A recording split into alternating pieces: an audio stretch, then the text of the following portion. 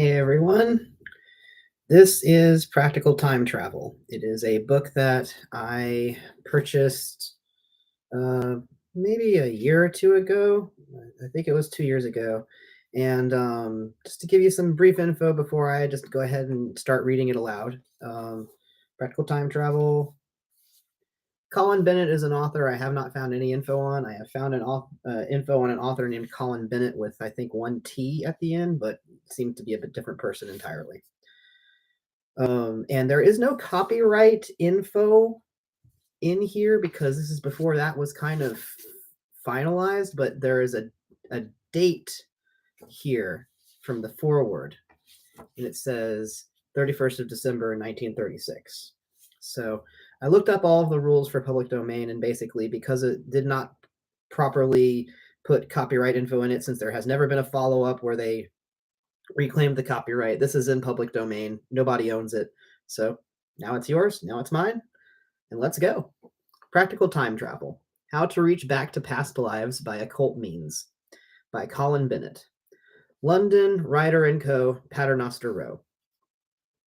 Made and printed in Great Britain at Gainsborough Press, St. Albans by Fisher, Knight and Company, Limited. There's a table of contents, lists out 17 chapters. One thing I'm going to tell you is that this is going to be kind of a rough reading. Due to things like that. It's live, and you kind of get a live reading of the book this way. So there will be interruptions.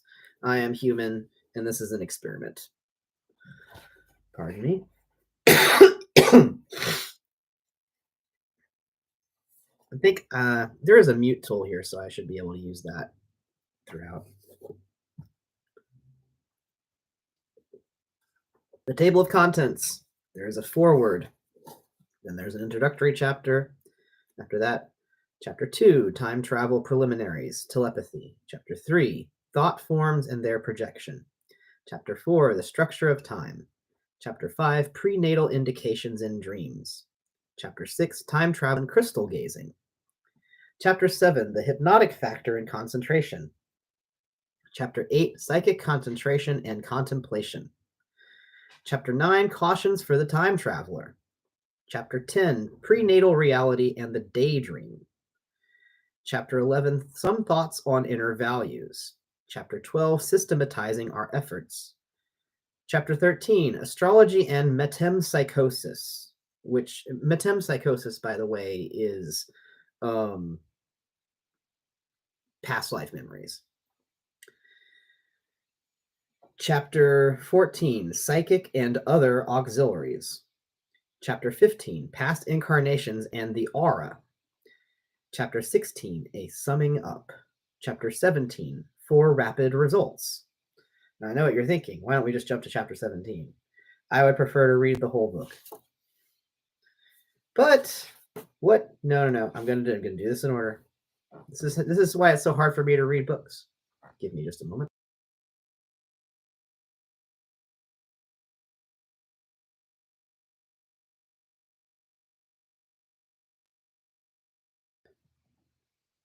Forward. To explore our past incarnations for ourselves, here is at once a tremendous subject and a problem worth tackling. Can it be done? It is done by all sorts of people, by accident and when they least expect it. The few instances set forth in Chapter 1 should of themselves settle that point. Can time travel be systematized and placed under voluntary control? The affirmative and the how of it occupy the remainder of this book. It is by no means impossible to break through momentary time and learn of the past through a sustained act of the will. The secret of doing so has been in existence for centuries, though not until recently did it become accessible to the Western world. All that remained to be done was to apply it. To believe and test the incarnation, you need not be a spiritualist. The theory of serialized time can supply a sufficient explanation and is not spiritualistic, but the product of the brain of a British mathematician. While nothing more than its acceptance is needed for a sufficient understanding of the basis of time travel, Those who prefer the esoteric or spiritualistic explanations will find nothing herein to stand in the way of them. From time to time in the pages which follow, I have used prenatal in the sense of pertaining to former incarnations. With that understood, no misconstruction should arise through the avoidance of the clumsier phrase. Colin Bennett, London, 31st of December, 1936. Practical Time Travel. Chapter 1, Introductory. So many people say with conviction, I am sure I have lived before, that were there no other evidence of the reality of metempsychosis, one might hesitate to set down their belief as mistaken. Others, who carry in their consciousness no definite memory trace of a past existence, have had experiences pointing the same way, but push them into the background of their minds as odd and disturbing. Often these are people for whom the unknown is filled with fear, and so they do their best to dispose of their inexplicable experience by labeling it a false memory. A typical instance of this sort is to arrive at some place for the first time and find it strangely and unaccountably familiar. Perhaps you recognize the street or the seafront and reasonably enough explain it away by telling yourself you must have seen it in a photograph and forgotten when you did so. Perhaps a room in an old house appeals instinctively as having been at some time your own, though you know in fact it could not have been. Here, the forgotten photograph explanation is far less convincing. Often it is easy to establish that no such picture has ever been taken. Or again, it may be a cave you are exploring, the sudden view of an expansive moorland, the sweeping sands of the desert which bring a queer catch to the breath. I know this, you gasp. I have been here before. The words are out too quickly to be stopped, and whoever may be with you gives you an odd glance, for, in the only sense in which your friend can understand the remark, it simply isn't true. Within yourself, the question is raised is not that of truth or untruth, but of a very different one. You have discovered yourself recognizing a place, person, or set of circumstances which, in the usual sense of the term, you cannot possibly know anything about. Wherein does this sense of familiarity arise? The matter becomes still more intriguing when, as sometimes happens, a first meeting between those who have hitherto been strangers discovers the familiarity to be reciprocal. Small wonder, then, if such people feel convinced that they must have met in a former existence. As an illustration of this, an account contained in the popular paper Everybody's Weekly for October 21st, 1936, will serve our purpose. It has the appearance of truth, but has not been checked up upon, as have other instances which will follow later. A recruit of the name of Williams, who in civilian life had been a bank clerk, was training near Rochester for service in the Great War, when, one hot summer afternoon, while walking near the training camp, he came upon a house bearing the name Cold Harbor Farm. Going to the door to ask for a glass of water, he found himself confronted by a woman who at once shrank back from him in terror. You are the Roman soldier who came from the camp and murdered me, she screamed, and Williams nodded dully. He remembered it. For the moment, he and this unknown woman had reverted to a scene they were both convinced had been played out between them nearly 2,000 years before, when the site of Cold Harbor Farm had been a Roman encampment. As an example of metempsychosis of a sort to appeal to a wide public, the above is excellent, yet it is far from being the only, or yet the most fully authenticated instance available. The following instance, condensed from the Honorable Ralph Shirley's book, The Problem of Rebirth, Ryder & Co., is fully detailed and has been meticulously investigated. On March 15, 1910, Dr. Camillo Simona of Palermo, Sicily, lost his daughter Alexandrina, aged 5 years.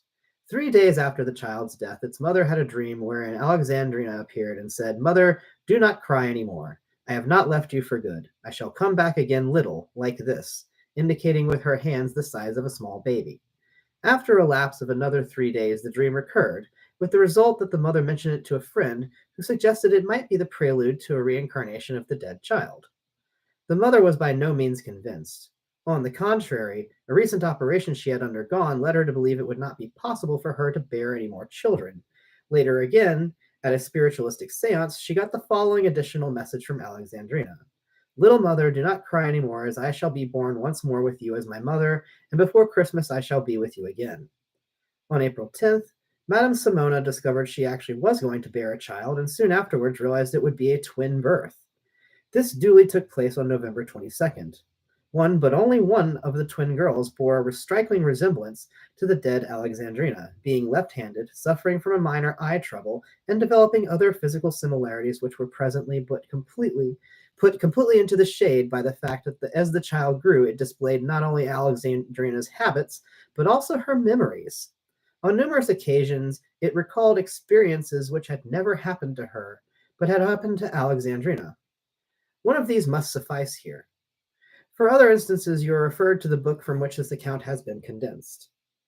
The parents took the twin in question for a holiday to Montreal, where she had never been before, but Alexandrina had been. At once the child cried out happily, "Oh, yes, I went here and saw the procession of priests with their red ornamented robes." It was a fact that on the occasion of Alexandrina's visit to Montreal, a procession of red-robed priests had passed through the town, and the dead child had seen it. The date of Alexandrina's alleged reincarnation, November 1910, is a little more than a quarter of a century ago. Nonetheless, it is old history compared with the case of the 9-year-old Hindu girl, Shanti Devi of Shirikana, Delhi. At the time of writing, the child is still under 10 years of age. When she was 4, she began talking of the town of Muttra, about 100 miles distant from Delhi, always referring to it as her home. While speaking of Muttra, Shanti Devi would fall into a state of gloom as though pining to be there, and would often describe details of her Muttra home, talking about her husband and his brother, and also of her own children.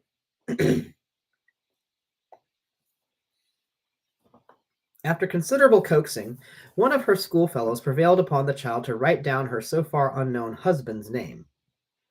Little thinking that anything evidential would come of it, an inquiry was made, when the man named as husband was found to be a living person who had lost his first wife shortly before the time of Shanti Devi's birth. Thereupon arrangements were made for him to confront the girl without her being told his identity. She recognized him immediately, ran up to him, embraced him, and demanded to be taken back to her own house, every detail of which she described correctly, also naming the children born to her during her former incarnation. The latest phase of this extraordinary case is that the former husband has agreed to allow Shanti Devi to come live with his present wife, and there the matter remains at present. The above details have been taken in part from the March 1936 issue of the magazine Prediction, and in part from reports appearing in various contemporary newspapers having as their source an investigation conducted by the Times of Malaya. So far, we have given one popular and two more fully authenticated examples of apparent reincarnation. For any reader who may be disposed to argue that so few swallows do not make a summer, it is possible to go much farther and cite a condition of things wherein full memory of prenatal existence is regularly and officially demanded as proof of present status. As a familiar guide, it is ever the most reassuring when one prepares to penetrate into the unknown. Let us this time call for inspiration and encouragement from the pages of the Sunday Express for November 1st, 1936. The paragraph for present attention is headed, "He Never Dies." It reports that two parties of Buddhist priests, acting under the instruction of an official prophet, Churchum, are at present scouring the least accessible parts of Tibet for the child to be recognized as the newly incarnated Dalai Lama. When the right child is found, he will prove his reincarnated lamahood not only by giving minute details of the interior of the lamasery, which he has never seen, and probably never so much as heard of, but will also be able to pick out from a number of cups, prayer wheels, and similar articles those which had belonged to the Dalai Lama when in his former body.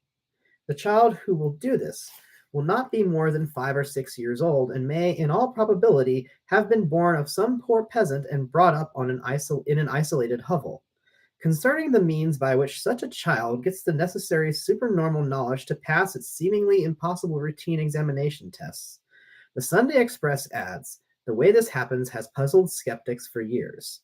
It remains an unsolved mystery. The great Catholic missionary, Father Hooke, who examined the question thoroughly in 1845, could only ascribe it to the wiles of the evil one." While in Tibet in the year 1917, Alexandria David Neal, a talented French explorer and writer, was witness of an actual instance of the discovery of a Lama Tulku, or reincarnation, which was all the more wonderful for having been made by chance. A full account will be found in the English translation of her book, With Mystics and Magicians, by John Lane. A minor lama known as Agnai Sang, who had been attached to a monastery near Amdo in northeastern Tibet, had died several years previously, and his household had been left in the care of a steward. One day during a trading tour, the steward called at a farm. While waiting for the housewife, he threw out a jade snuff box which had formerly belonged to his master. Thereupon, a small boy who had been playing nearby ran up to him and protested. Why do you use my snuff box? Give it back to me at once. It is mine. On the following day, Alexandra David Neal saw this same farmer urchin clad in a yellow brocade robe and mounted upon a fine black pony, being humbly escorted by a retinue of monks to Agnai Sang's home. As the building was approached, the boy cried, Why do we turn to the left? The gate of the inner courtyard is on the right. It was not on the right side, but the alteration had been made since the former lama's death.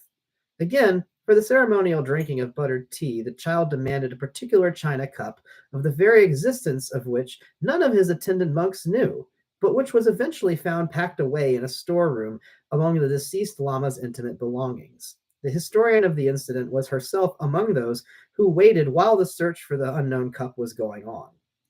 Enough has by this time been said to make it clear that a suspicion, or even the certain conviction of having lived on earth before the present life, need cause the most hard-headed and matter-of-fact folk neither to doubt their sanity nor to abate their opinion of their own common sense. For many, perhaps for the majority, of those who read this book, the matter at issue will really never have been, have I lived before, but where, when, and under what circumstances was my last incarnation?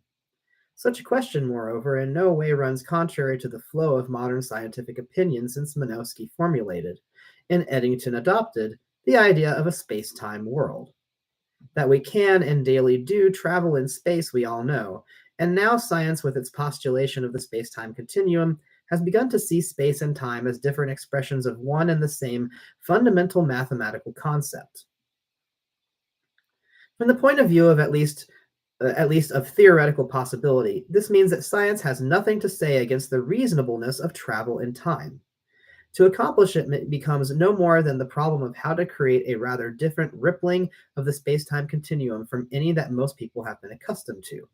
True, Western culture has not, up to now, laid down rails for time travel in the way it has done for space travel, but as an argument against doing so, that fact is neither here nor there. The problem emerges as a practical one for humanity to solve as and when it can. Just a moment.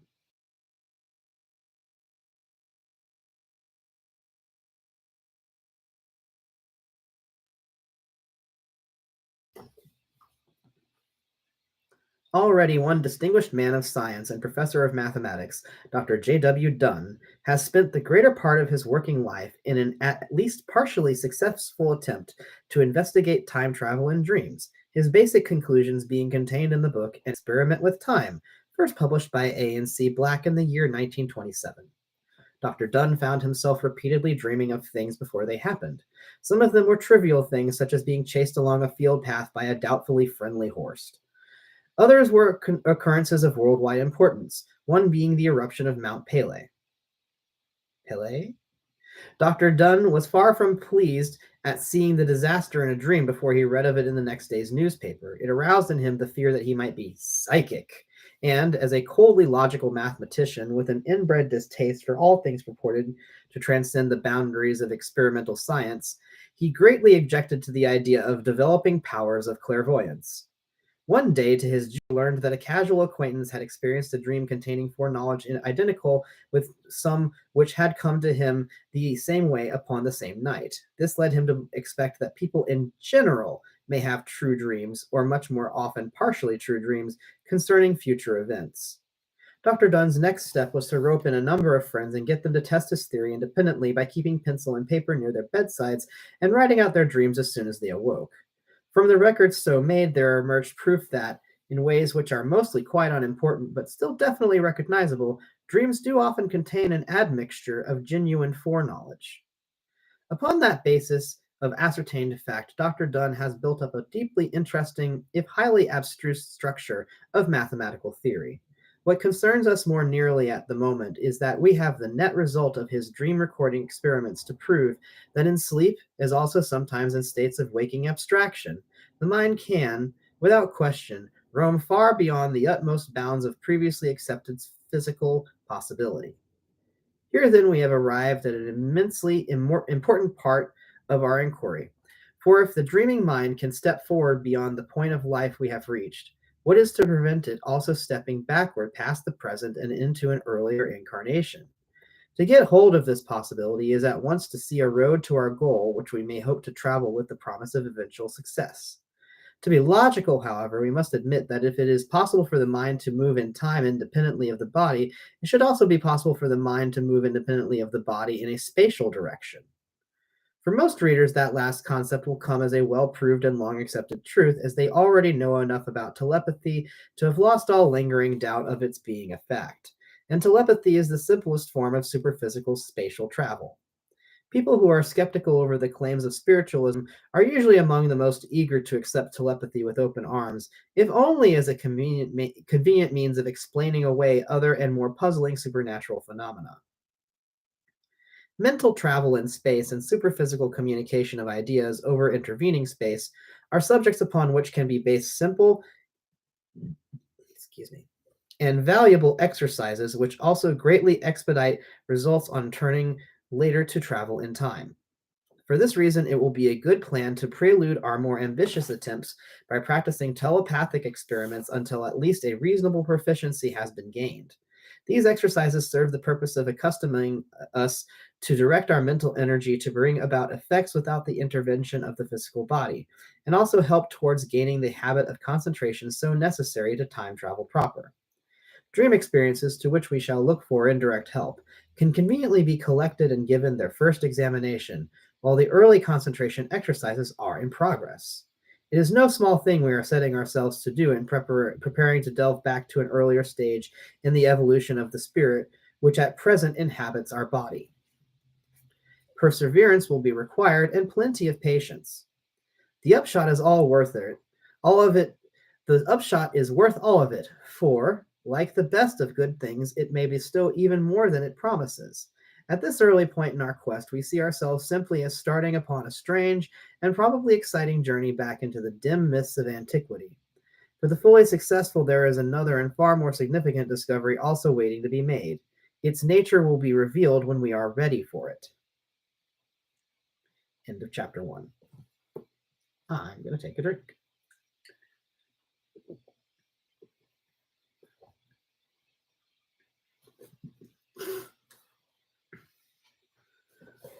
Chapter 2: Time Travel Preliminaries, Telepathy.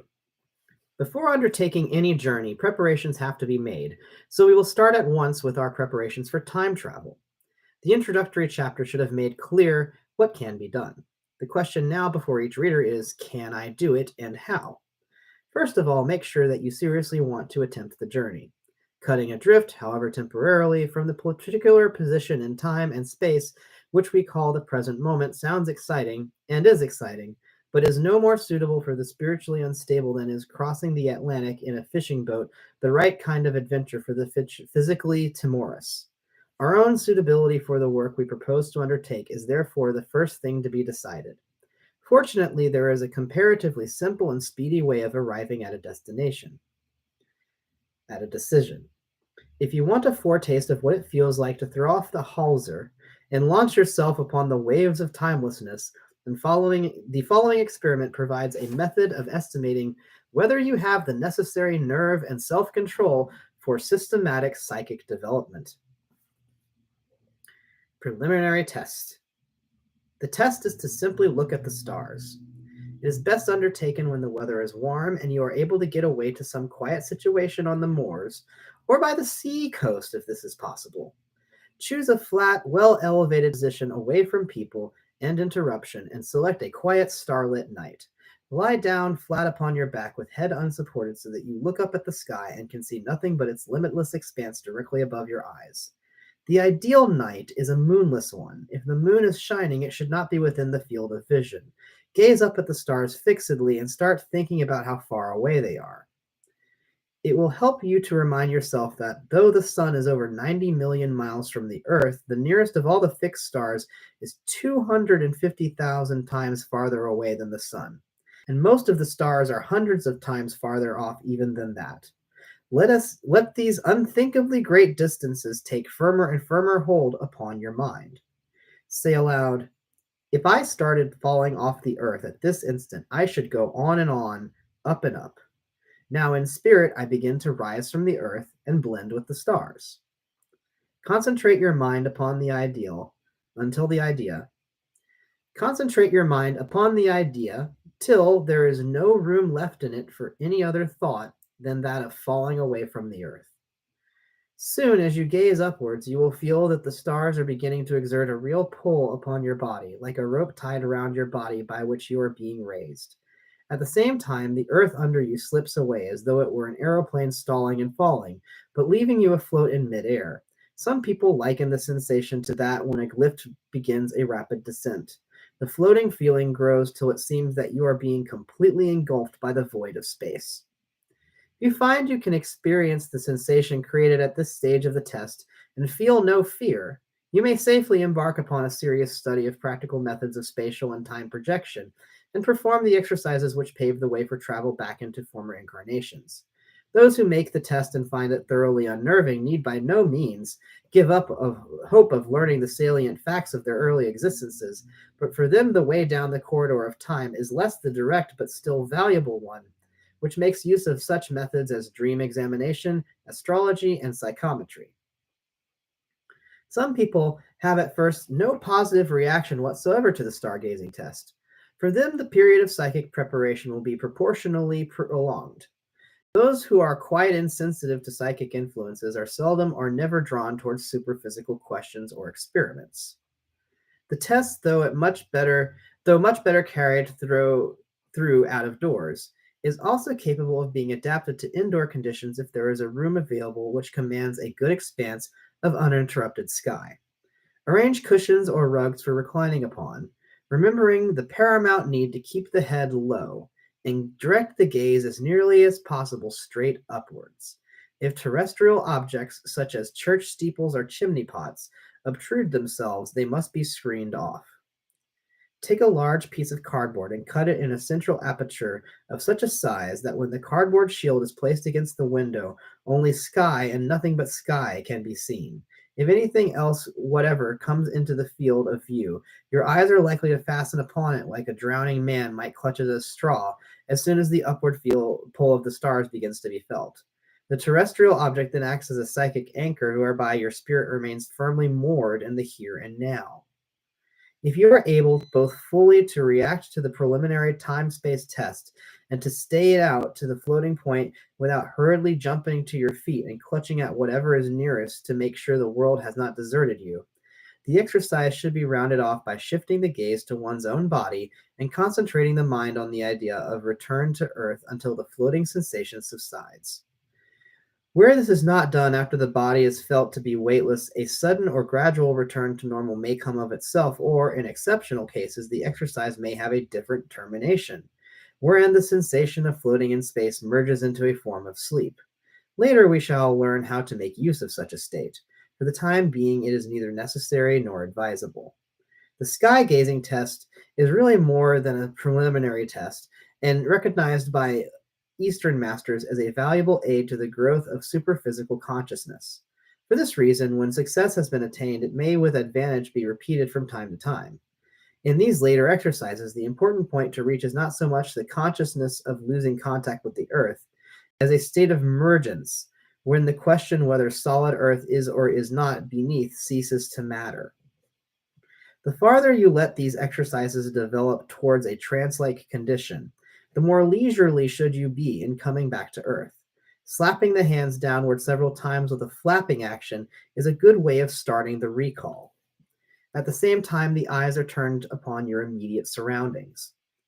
A number of elementary yoga exercises based upon regulated deep breathing are widely practiced in this country and can be recommended as a useful preliminary training to fit mind and body for later attempts at psychic travel both in space and time. A typical example of such an exercise is to breathe in through one nostril slowly and deeply, hold the breath for 5 seconds, and breathe out through the other nostril. Another valuable exercise is to stand upright and raise the linked hands slowly above the head to their full extent while filling the lungs with air. Hold the breath for 5 seconds, then stoop down slowly from the hips and breathe it out while approaching the fingertips to the toes. In their purely physical aspect, however, all such breathing exercises are incomplete. To make them of full value as auxiliary psychic exercises, another and entirely different factor must be taken into consideration: control of the state of mind. First of all, placidity is needed. Just a moment.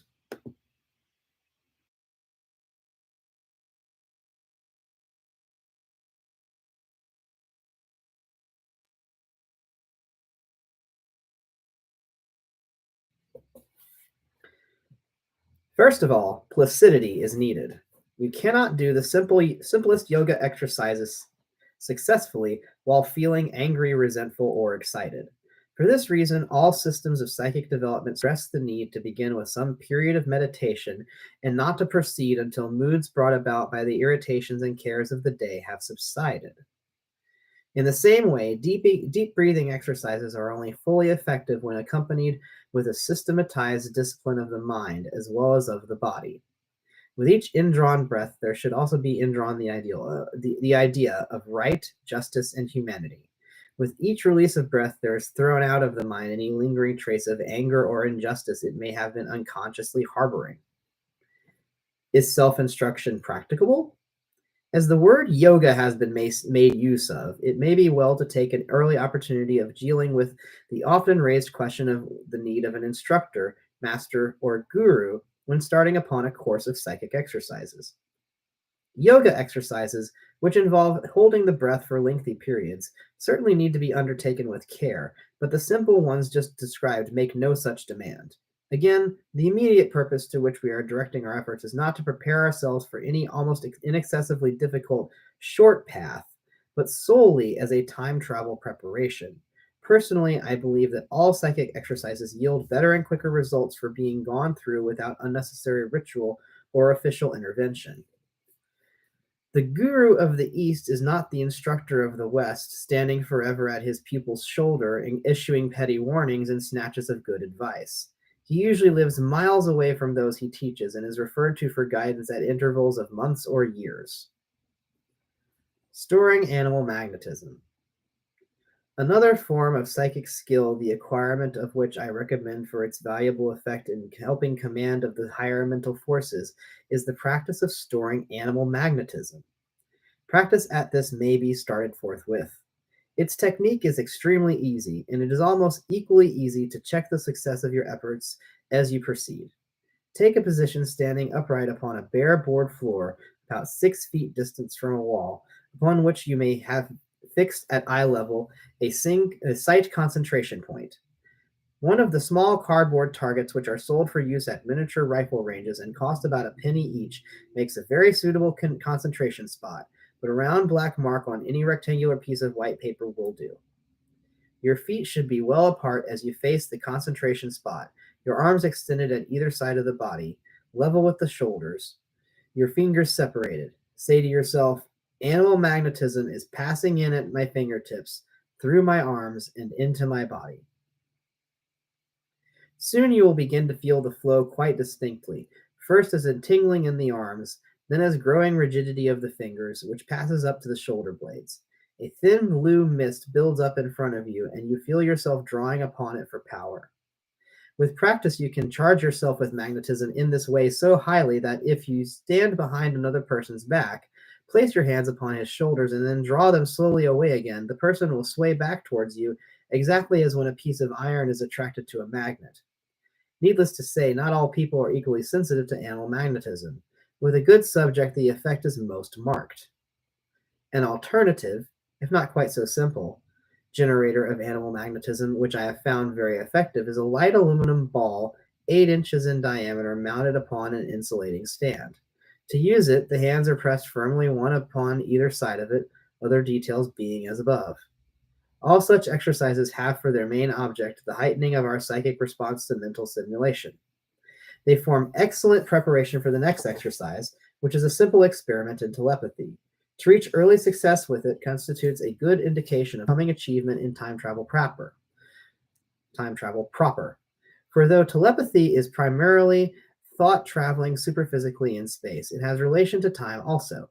Superphysical spatial travel, with its comparative simplicity, is on this account a form of exercise not to be overlooked by the student. Telepathic experiments are two-ended. They take place between an agent, sender of the superphysical message, and a percipient, receiver of the message. You will therefore require a helper. Choose someone with whom you are in sympathy and who is of a fairly placid temperament. It need not necessarily be a person keenly interested in psychic matters. Have at hand a pack of ordinary playing cards and a piece of cardboard about 6 inches square with a hole in the center, which hole can easily be made by pushing a lead pencil through the middle of the cardboard. Deal out 6 of the cards face upwards in 2 rows of 3 cards each, spaced fairly widely apart upon a tabletop. Step back from the table at a distance of 3 or 4 feet, cover one eye with your hand, and hold the pierced cardboard before the other eye at such a distance that you can see one, but only one, of the playing cards you have dealt out. Concentrate your mind upon that card for from half a minute to 1 minute. Shut your eyes then and try to see the card in your mind. When its subjective image is as clear as you can get it, say, now. Your helper, percipient, who has meanwhile been sitting passively by the upturned cards, with mind kept as open and receptive as possible, thereupon points to whichever card impulse may dictate. At first you might expect a considerable proportion of mistakes. Keep a score of the successes and failures, remembering that according to the theory of chances, failures should outnumber successes 5 to 1. If your proportion of successes is considerably better than that, there is thus evidence of telepathic thought transmission. Next, repeat the experiment, reversing the agent and percipient. Let your friend do the concentration while you sit passive and make the guesses at the card thought of. Success, either as agent or percipient, shows psychic power. If results are at first disappointing, change your percipient, for in all two-ended psychic experiences, the personal element counts greatly. Even people who have practiced none of the other exercises previously detailed for increase of general sensitivity often achieve striking success almost from the start of their efforts at elementary telepathy. Once a fair degree of success has been established in card selection, the next step is to attempt the superphysical communication of simple diagrams, capital letters of the alphabet, and short words. For this, both agent and percipient provide themselves with pencil and paper, the agent also having, as before, a perforated cardboard shield to aid in mental concentration. To begin with, both participants in this rather more ambitious telepathic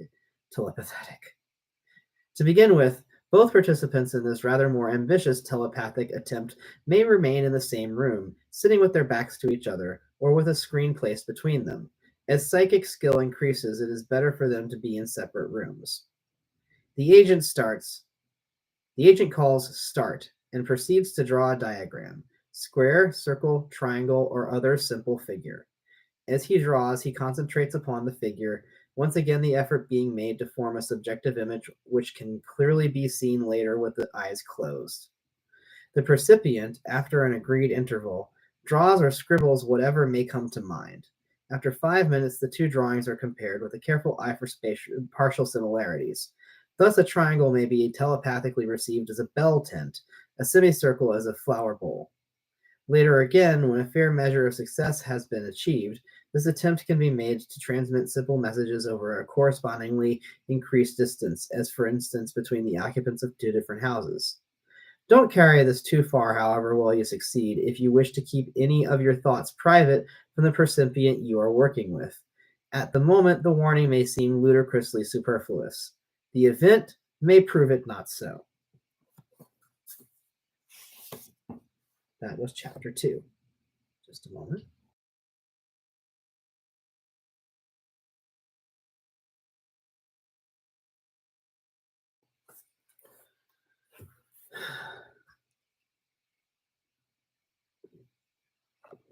Chapter 3.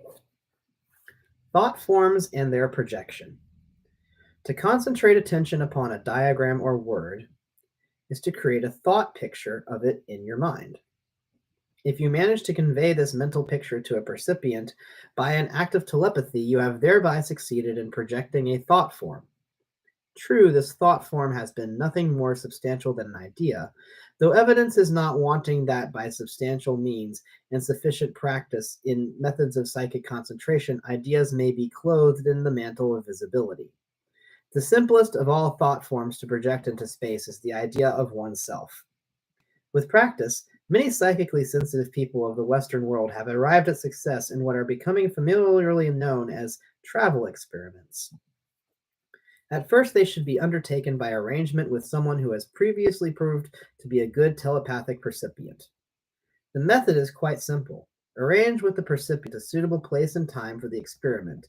There is no need to describe it beforehand as anything more than a rather difficult telepathic exercise from those that went before it. Take care that the percipient chosen this time is one possessed of sound nerves and a healthy physique. About a quarter of an hour before the arranged time, seat yourself comfortably, or, better still, recline upon a bed or couch in a perfectly quiet room illuminated only by a single rather dim light. Failing a suitably shaded and controlled bed light, a candle, oil hand lamp, or night light will serve the purpose. The experiment now to be tried always proves more successful during hours of darkness. Watch the flame and at the same time compose your mind to as perfect as possible a state of placidity. As the familiar lull comes over you, begin to imagine as the familiar lull comes over, you begin to concentrate your thought upon your friend. Imagine the friend is there before you. Gradually, you will find a subjective image of the friend built up till it almost seems as though you were looking at an actual photograph. At this point, say to yourself, I will go to my friend. A psychic journey. Proceed to make the journey step by step in your mind as though you were actually undertaking it as a physical act. Thus, I get up from the couch, cross the room, open the door. Now I am passing along the corridor and down the staircase. I have reached the front door. I open it and walk down the street, and so forth. At each stage of the psychic journey, you must take time to visualize your action and surroundings as though not only your mind but also your body were there. Remember, your thought, which is the most vital part of yourself, is actually traveling. Just as a physical journey occupies time, so must you allow the appropriate time for your superphysical journey. In due time, the thought, which is spirit, which is you, will reach your friend's home, pass into your friend's presence, and stand revealed. If this has been carried through properly, you will know for yourself the journey has been more than an act of imagination. On the one hand, you will really see what your friend is doing. On the other hand, with a fully successful travel experiment, the friend sees you. As when practicing to acquire any other new accomplishment, you may not succeed the first time, but it is surprising with what quickness some people reach proficiency at this sort of communication with a friend or relative by superphysical means. Quite recently, someone who is thoroughly reliable gave me the account of an experience which happened shortly after he started to practice psychic travel. One evening, he decided to attempt a travel experiment to his married sister's home. The mind journey began all right. He projected his thoughts stage by stage out of the house, down the street to the railway station, into the train for the necessary short suburban journey, out of the train, and to the foot of the hill where the married sister's house stood. That was as far as he could get, for at this point he became so overcome with a deathly sensation of palpitation and choking that he could not proceed. Hurriedly he brought the attempt off, and, still feeling wretchedly ill and shaky, went for a long walk, pursued into the open air by the same feeling that he could not breathe. Next morning he had a telephone message that his sister had gone down suddenly with pneumonia and had all but died in the night. Fortunately, the lady got well again.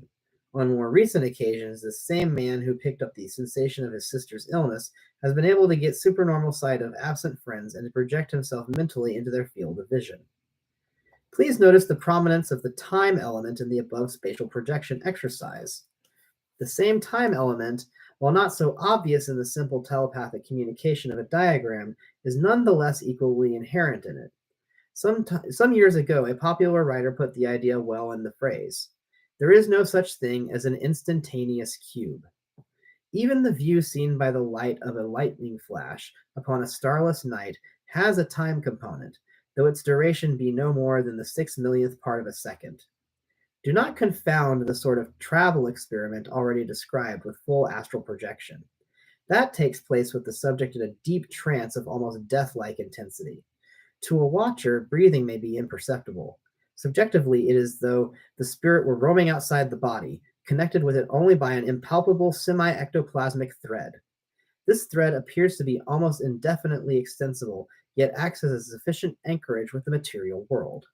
Any attempt by the astrally projected self to cut the psychic connecting thread may result either in a return to the flesh suddenly and blood envelope. No, the flesh and blood envelope, an interesting term for body, or in permanent severance from it, which is actual death. Astral doubles of living persons may be projected also in deep natural sleep. In England, the popular name for them is wraiths, and they are generally supposed to foretell the death of the person whose wraith is seen. Probably that is because the approach of death necessarily weakens the link between physical and astral body, even where death is to be violent or accidental. The person whose wraith is seen being at the moment in excellent health, the same explanation of an increasing slackness of the coupling link between earthly envelope and astral counterpart, double or ka, still applies when read in terms of ultimate or serialized time. Since the last paragraphs contain a repeated use of the word death, I feel I should say this is done quite deliberately. To me, death is as surely death as a spade is a spade, or my typewriter is a typewriter. It is the correct word to describe severance of the immortal form from the corruptible, and in no way implies the idea of complete extinction. Why scrap a perfectly good word because some people tend to give it an incorrect meaning? Coming back to astral projection, it has been mentioned only to make plain that our efforts have not been directed towards it, but to that higher power of telepathy which reveals itself by the creation of thought tracks and thought forms perceptible to others without physical means of conveyance. This is going just one step further than the creation of thought forms, which are real to oneself, which we all do when asleep, and which many of us do also when in a state of waking reverie. If we realize this, we will all be ready to learn something more about thought forms projected into space. They need not, as a matter of fact, be replicas of one's own likeness at all. Students of Eastern lore will be aware that the formation of tulpas, or materialized thought forms, is an important part of the training of Tibetan priest magicians, who practice the art either at the school of magic attached to the monastery or, preferably, under the personal guidance of a gomchen, or anchorite teacher. The tulpa a learner is set to create may usually be the semi-corporeal presence of his tutelary deity. The method of forming it being by prolonged solitary meditation.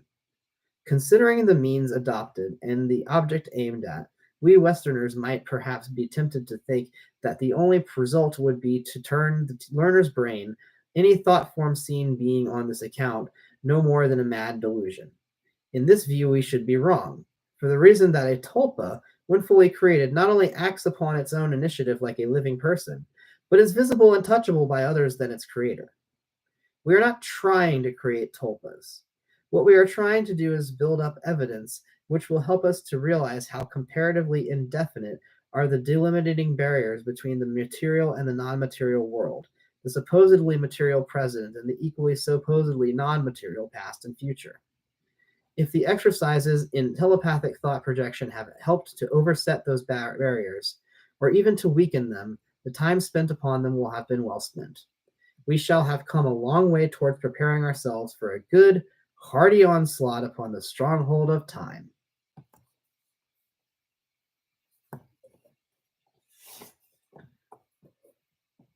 Just a moment.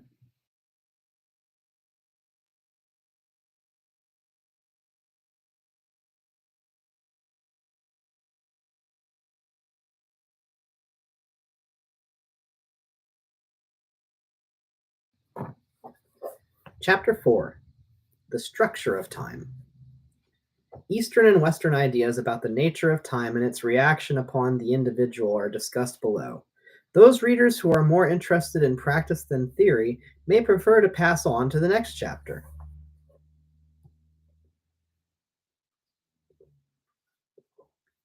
If we are to defeat time's obvious efforts at holding us remorselessly in the present moment, the sooner we try to find out something more about its nature, the better it will be for our chance of success. Up to a quarter of a century ago, science accepted time as a baffling paradox. You measured it by the movement of shadows cast by the sun, or by a pointer mechanically driven over a graduated dial, and measured in either way the mechanical record failed to agree with human experience. Half an hour's wait in a dentist's reception room was invariably an altogether longer affair than half an hour spent over pleasurable entertainment. Beyond the obvious certainty that clock or sundial time and time as recognized through human experience seldom agreed with each other, little or nothing was known of its nature, at any rate in the Western world.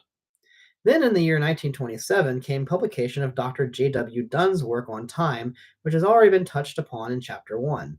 In addition to his own repeatedly observed power of dreaming about events before they happened, and to his subsequent discovery that quite a proportion of other people's dreams also contain an admixture of prophetic matter, Dr. Dunn unearthed a third fact which, from our point of view, is of even greater importance. He found that prophetic thoughts can be engendered in the waking mind if it is kept in a state of receptivity. Again, the discovery was made through experiments with the ordinary and not spiritually mediumistic people. Upon this basic experimental work, Dr. Dunn evolved by pure mathematics his theory of temporal serialism. Detailed arguments and proofs of this theory are too abstruse to permit of condensation. The mathematically minded student who may not be already familiar with them will do well to refer to Dr. Dunn's own published works. Accepting time as a real fourth dimension, Dunn argues that the passage of time, regarded simply as a mathematical extension, must itself take time. But if time takes time, there must be a time outside time, or, as he calls it, time too, where the original time, momentary time, or time within time two, is time one. Moreover, by a repetition of the same line of argument, time 2 can only be the second term of a series of times ending in the infinitely distant nth or ultimate time. Having serialized time in this way and admitting the passage of time as a reality, one must grant a similar serialized nature to the field over which time passes, and to the observer who occupies a position at the intersection of the serialized fields of time and space. Thus, the observer, which is oneself, instead of being in this sense a single, finite unit, has now to be accepted as a linked chain of terms, which, when once started by some agency outside itself, is, with the exception of its initial term, unending. Here, backed up with abundant mathematical proof, we have a purely scientific, dispassionate statement of the human being as a pattern thrown out by an infinitely greater power called by Dunn the generalized observer, and by some more homely speaking people simply call God. Acting under the mighty force which started the human out upon his journey, we see a being which, except for an impermanent fleshy envelope, endures to eternity. In the same scheme of things, the human brain takes its place as a means of education, more particularly for the higher terms of the personal observer we think of collectively, if less mathematically, as the soul of man. Finally, both past and present are seen as enduring realities hidden only from that part of us dominated by the earthly brain, but capable of being discerned by man's non-physical spirit, ultimate observer, in proportion as the brain's attention can be diverted from its encrusted habit of attending only to matters which happen in time one. We shall remember that time one is synonymous with the passing moment, wherein occur happenings of immediate importance for the conduct of ordinary workaday existence.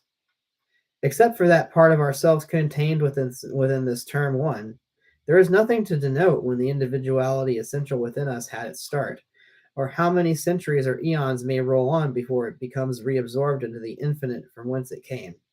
That view leaves us free to regard ourselves as being spiritually renewed from moment to moment, birth and death delimiting none of these serial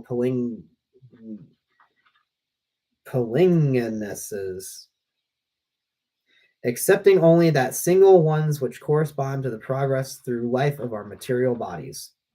Whenever or however we are able to switch the attention of the brain off term one of this strange serial time story, term two within ourselves is thereby left free to contact its corresponding term two of time. Now, this term two in the serialized extension of time is as real as term one or clock time, and being unrestricted by the purely term one barriers of birth and death, it is free to reach out indefinitely either into the past or future. Since with most people, cerebral attention seldom slackens greatly except during sleep, but is then at its minimum, we have the reason why dreams, either in whole or in part, not infrequently come true.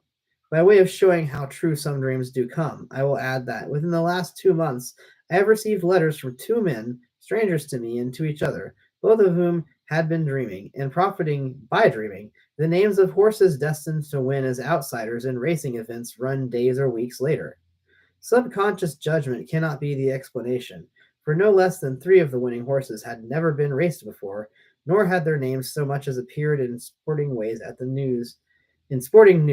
at the time that they were dreamed of as coming first past the winning post. One of the dreamers saw the horses bearing their names as though painted on their bodies, like the name of a ship is painted on its bow. It is interesting to turn from the modern researches of an original-minded mathematician to the untutored lore of Polynesian savages and find that the living actuality of future events has been recognized by them at least for many centuries, and probably for well over 1,000 years. Again, similar beliefs, though somewhat overlaid with ritualistic embellishments, are found as part of the Buddhistic and pre-Buddhistic doctrines of India, Tibet, and China. Eastern philosophy provides several subdivisions of our single word mind, serving to show that the idea of mind within mind is no novelty. The kahunaism of Hawaii represents the human mind or spirit as the product of interaction of 3 entities: Manihipuli, the entity controlling subconscious activity; Uhane, the entity controlling human willpower; and Aumakua, the God-man entity representing the superconscious bridge between man and his God. Compare this Aumakua concept with Dunn's ultimate individual observer. In theosophical terminology, siddhi would seem to be a near equivalent of the same idea. Max Freedom Long's highly interesting and illuminative book, Recovering the Ancient Magic, describes and supports with an impressive amount of proof how by correct invocation of the Aumakua in kahuna magic, the non-material can be made to become material and actual. Similarly, the Kundalini Shakti, or magical serpent fires of Indian initiates, can exert miraculous power by reversing their direction of flow being a time conception. For comparison, turn to Dunn's diagrams of serial time, and you find indicated in them positions whereat, by the intersection of planes of extension, past and future fuse within the present. Whenever the serialized observer is able to gain awareness of these intersecting points, the real and the unreal change places for him. For instead of living in the present moment, he is for the time being living in the was or the will be. It is only necessary to remind oneself that the is not of today is generally the is of yesterday or tomorrow, and a strong case is made out for the belief that old or new, Western or Eastern, tutored or untutored, the various systems which involve recognition of the permanence of spirit and extension of time have a common background of ancient experimental verification. This brief outline of the history of the theory of time has been included to show that the ground is firm upon which we are taking off in our attempt at breaking away from the present moment and speeding back physically into the dim past. Where in a spatial sense is the flight likely to lead to? For we have learned that space and time, being components of a continuum, are inseparable. Here is a question we may ask ourselves. Dunn's theory of serialism produces its lines of extension at least to indicate the whole physical universe. The implication is that we need not necessarily have lived all or any of our precious lives upon this one inconspicuous planet we know as the Earth. Certainly, the other planets of our solar system do not appear very promising worlds for the support of human life as we understand it. Human beings of an Earth type or something approaching it might, we are told, be able to rub along at a pinch in the equatorial regions of Mars. For one reason or another, present day astronomers rule out the rest of the planets of the solar system as possible abodes for humanity. That by no means covers all the likelihood of passable board residence the universe has to offer. The number of stars is immense, and they are all of them suns, either effective, worn out, or in the making. The fact that none of their planets have as yet been found means nothing new in view of their immense distance. Telescopes with the requisite resolving power to see these planets of other suns have not as yet been manufactured. Just a moment.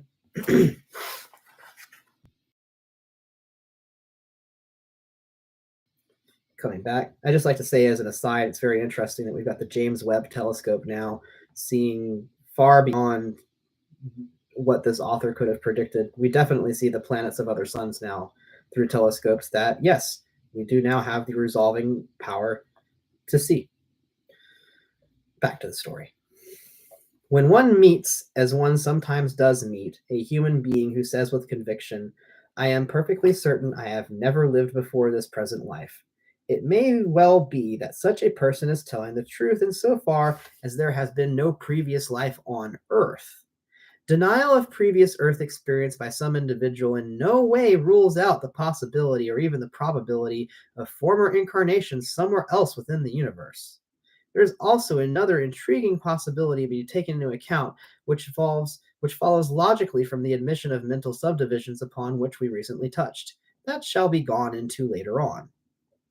Here we are broaching a branch of our inquiry upon which astrology can, in all probability, render valuable help. How and by what method of horoscopic examination will have to be explained at the proper time. While on the subject of serialism, it should be mentioned that its theory makes due allowance for our human habit of mind, whereby in the ordinary practical affairs of life we are called upon to think preponderantly in the direction from present to past order of remembering. Even when by withdrawal of focused attention we achieve contact with the second term of serialized time, and although the field of this term two time, with its subsidiary divisions into ultimate time, extends equally into past and future, cerebral habit still favors past in preference to future impressions. That is the reason why future events occupy so comparatively small a proportion of the content of ordinary dreams. This cerebral habit has an important bearing upon our present inquiry.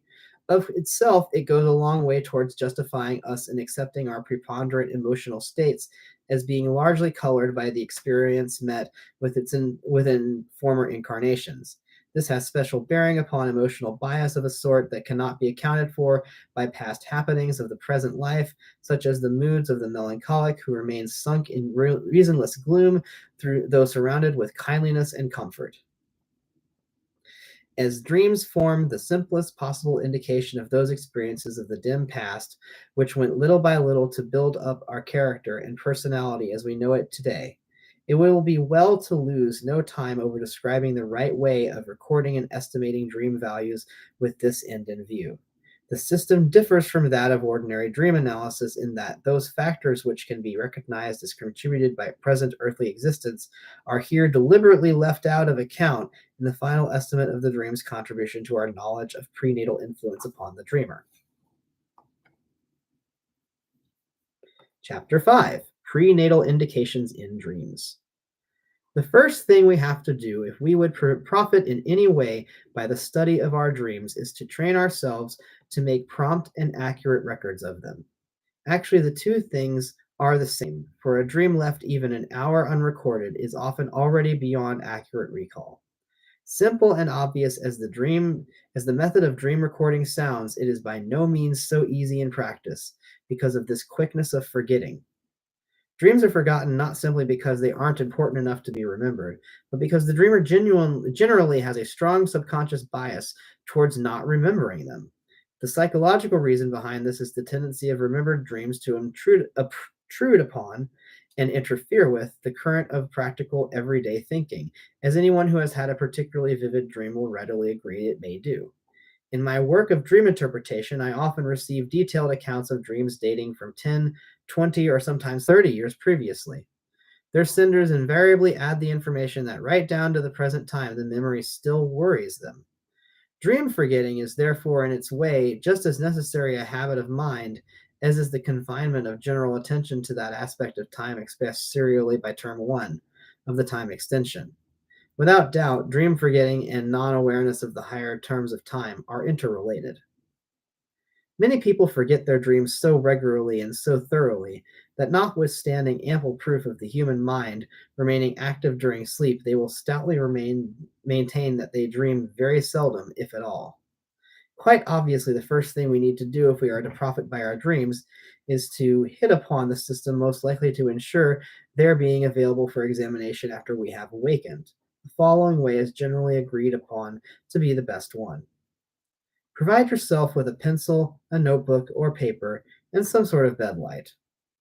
If there is not a fitted one over the bed, an electric torch or a candle and matches will do.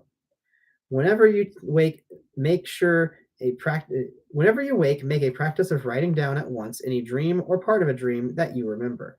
You will find that during the act of writing down even the smallest fragment of dream material, more will come back to mind.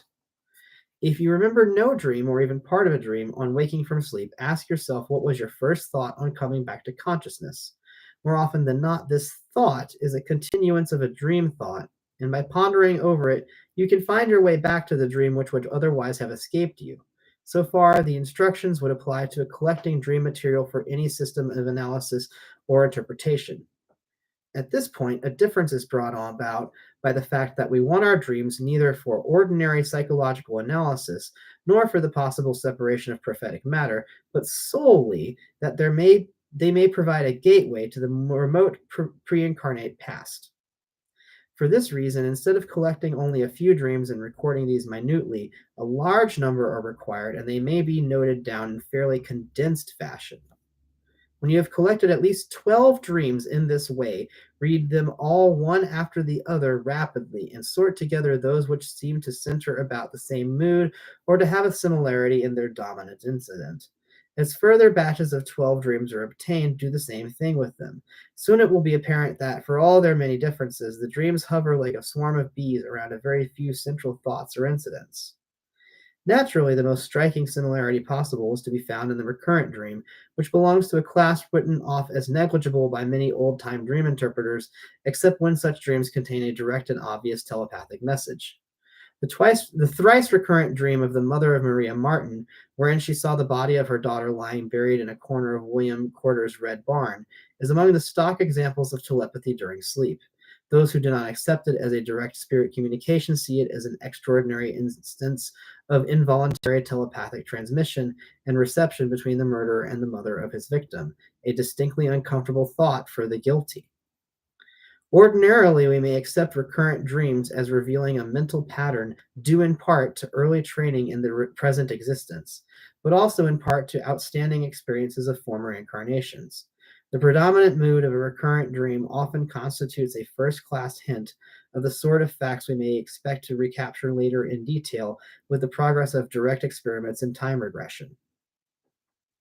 An example: as a case in point, a man of quiet habits and well ordered mind that had a stubbornly recurrent dream that he was picking his way across an open space littered with dead and mangled bodies. His sensations during the dream were neither of fear nor of haste. Evidently, it was not a war memory, for it contained no hint of personal danger nor of any attack upon himself. Neither did ordinary analysis uncover suppressed bloodthirsty thoughts or any abnormal sadistic trend.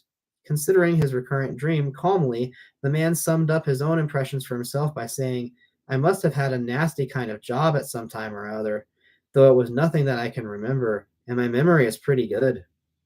Later, this dreamer was enabled to get back sufficiently far in ultimate time to verify that unremembered nasty job to his complete satisfaction. He had been an unconcerned attendant at an arena where men fought and killed one another to provide a public spectacle. The prenatal mood carried on in dream life was one of mild boredom at what had been for him a rather repulsive and messy occupation.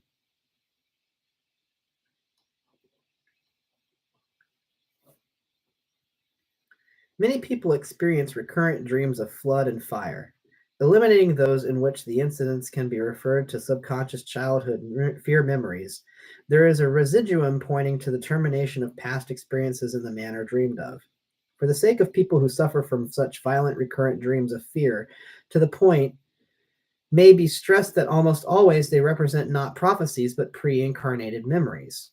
The dream mood of fire, famine, or flood, when followed back to its source, regularly brings this truth to light.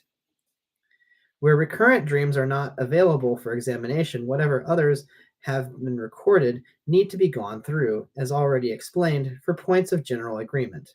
Sometimes this will be found in a single small but constantly repeated circumstance. More often, a similar trend runs through each dream's action. Once again, an instance will probably be of help. Recurrent dream moods. The dreams of a young woman regularly revealed the general pattern of ascending a hill or high place. Apart from that, they had little in common. In one dream, she was hurrying home and found that, contrary to its actual position, the house where she lived was at the top of the street. In another dream, she was in church and went up to the altar rails, which were raised from the nave by a high flight of steps, reminding her of those which separate the nave and chancel of Canterbury Cathedral. Yet another dream placed this dreamer in a valley with beautiful wooded slopes on either side. A friend suggested climbing to see the view from the top of one of the slopes. And so the dreams went on, always containing the same idea of rising, though in the most diversified ways. Unfortunately, this lady could not be prevailed upon to pursue regression technique till she arrived at the full significance of her dream moods. She stopped short at a point where it was becoming obvious that something in her past incarnation she had been that in her past incarnation she had been something of a Humpty Dumpty, had set herself to climb, only to take a more than usually trouncing fall. A startling, though rare, outcome of the summation of one's dreams in the way just described is when it leads to a sudden shortcut between indirect and direct knowledge. It then renders the difficult and comparatively laborious time travel technique, about to be explained in later chapters, unnecessary by uncovering the truth for which you are searching as in a flash. One moment you are poring over the dream records, feeling vaguely, but only vaguely, aware of a hidden story behind them. The next moment, the whole thing has welled up into consciousness. This may be helped by lying back, closing your eyes, relaxing all muscles, and letting your mind become as nearly as possible blank. Out of the resulting state of semi consciousness, the sought for truth appears as though it were an incident acted upon a stage or seen in a moving picture. That point was at least partially reached by the lady who had the climbing dreams, when she suddenly turned off and would continue her inquiry into past incarnations no further. Up to then, she had been deeply interested, willing to discuss with freedom, often with obvious excitement, every probability of her dream situations. I'm getting something definite at the back of my mind, at last she confided, but I don't know what. She was advised to adopt the attitude of mental placidity and inattention to her surroundings. Its success proved altogether too sudden and too thorough for her state of psychic preparedness. The next time she was seen, she looked both offended and mortified. The whole business is exceedingly silly, she announced, and I'm not going on with it.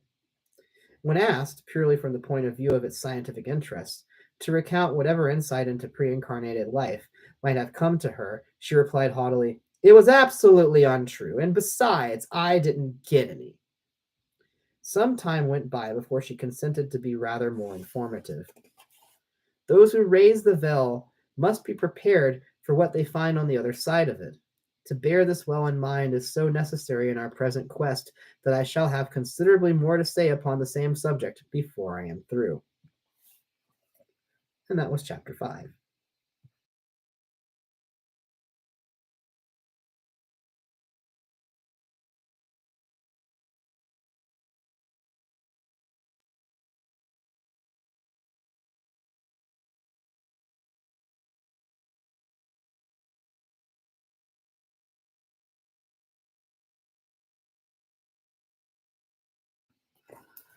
Pardon me, I had a big stretch. Gonna take a drink of water.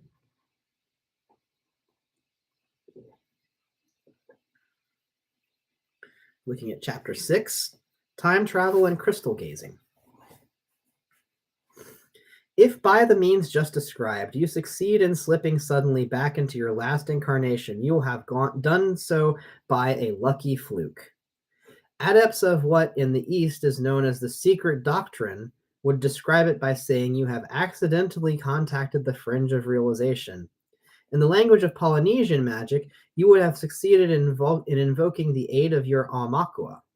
According to Dunn's mathematical statement of the time extension, your success would result from momentarily diverting your attention from time to time of a higher term. Now, whether it is an Indian guru whose philosophical ideas you prefer to accept, whether you lean to the teaching of the Tibetan Gomchen or the Kahuna of Hawaii, or whether you prefer the mathematical formula of our own countryman, Dr. Dunn, each system assures us there is no chance whatever of shaking ourselves free of the present moment except by completely withdrawing all attention from it. That cannot be done in the face of counteracting influences. Much less can it be accomplished against the pull of strong preconceived prejudices, or, as the psychologist calls them, complexes. Consider the matter for yourself. Is it likely that the mind could realize anything other than the immediate present when any strong preoccupation was anchoring it there? Inhibiting complexes. Preoccupations may be simply interests of the moment, such as the question of meals, anxiety about being late for an appointment, and so forth. By cultivating a quiet attitude of mind and judiciously apportioning one's time, one can comparatively easily get the better of these hindrances to spiritual detachment.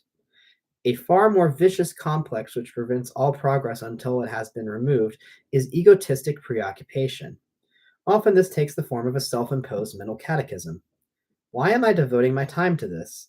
Is it worthwhile, or may I regret it later as time wasted? What sort of figure should I cut before my friends if they knew I was interested? How would it be if they turned out to be right in their belief that psychic investigation never leads anyone anywhere? Yet another powerful complex may be fear of proceeding with the inquiry. Esoteric teaching is overfond of surrounding itself with taboos against unaided attempts to reach out beyond material limitations of time and space. These ritualistic taboos represent psychic concentration exercises as being fraught with untold peril for anyone who may attempt to contact ultimate time without a previous lengthy process of empowerment by some instructor magician or master. Our guru and Gomchen friends do not hesitate to say that efforts towards breaking away from the present moment, when made on one's own initiative, may end in any sort of disaster from mere madness to being bodily collared and carted away by devils.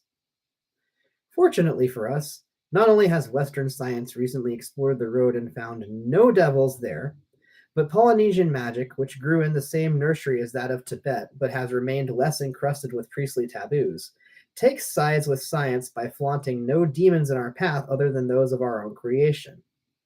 Hawaiian kahunaism requires of its practitioners as their standard of life and conduct that they should observe the golden rule to do nothing deliberately hurtful either to other people or to themselves.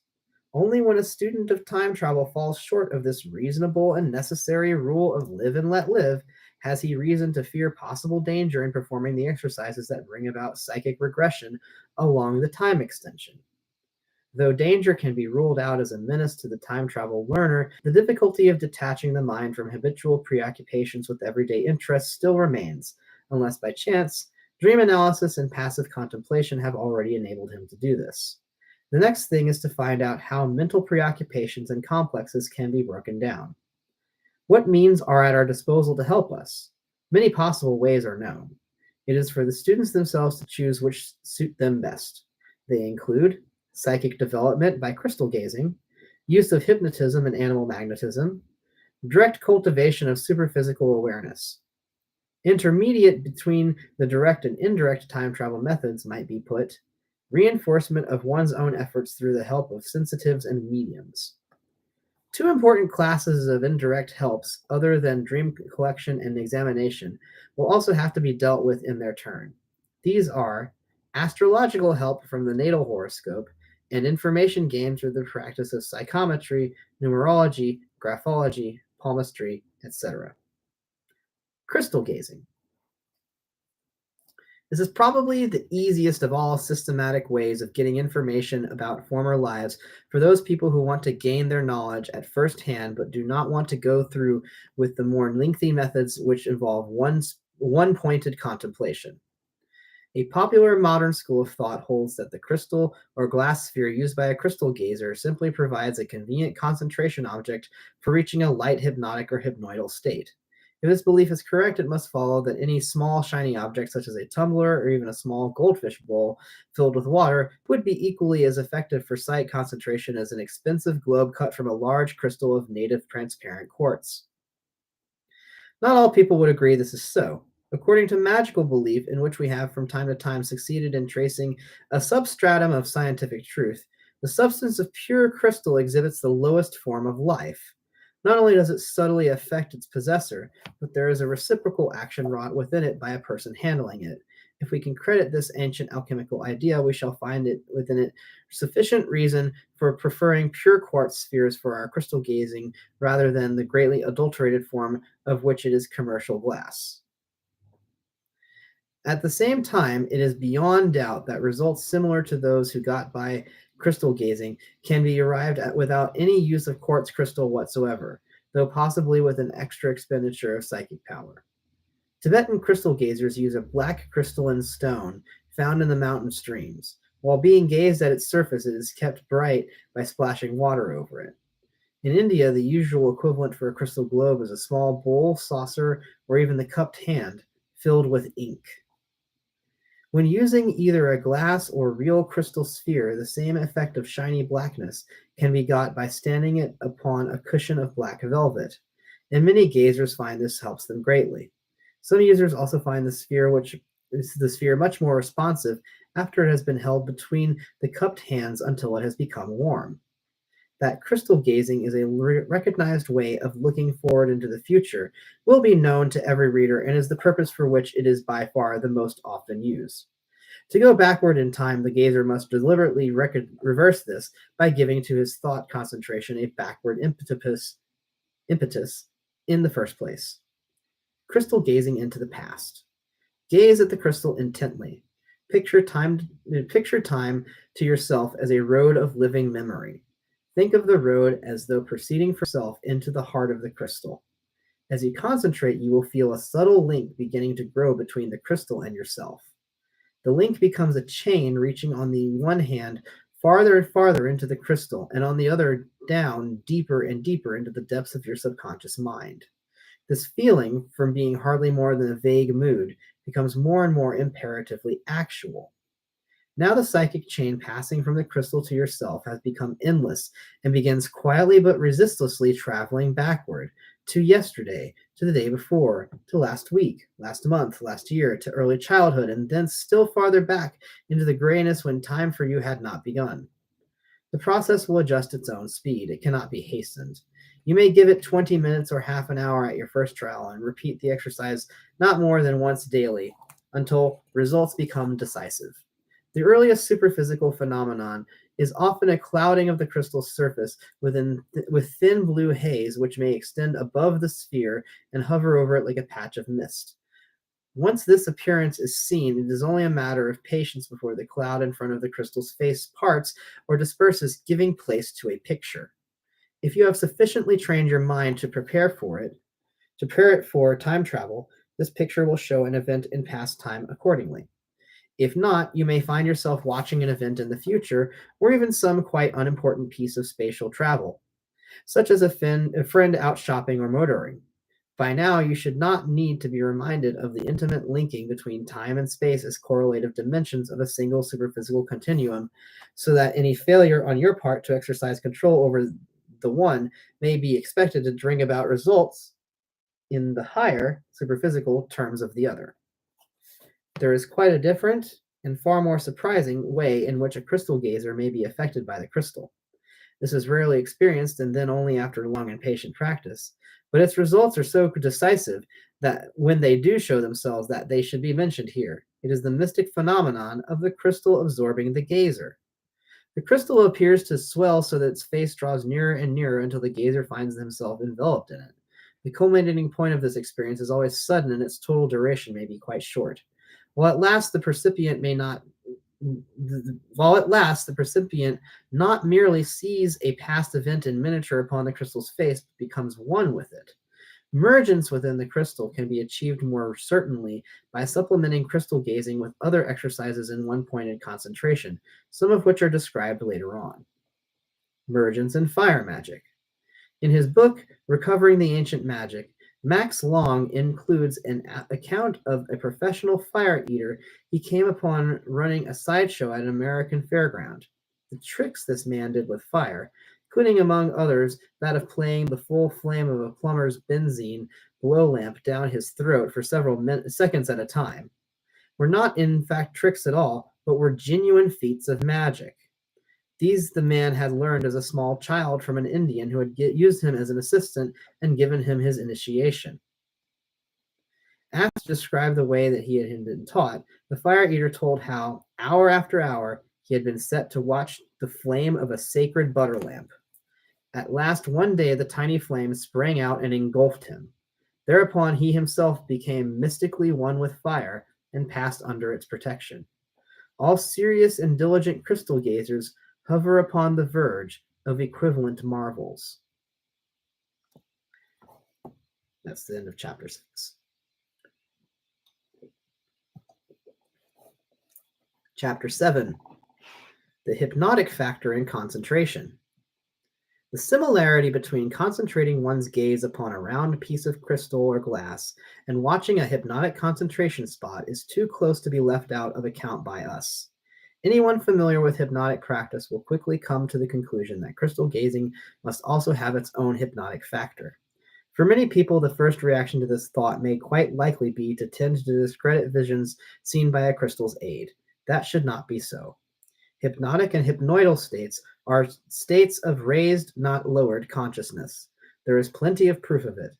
A hypnotized person has a better memory than the same person in the normal state.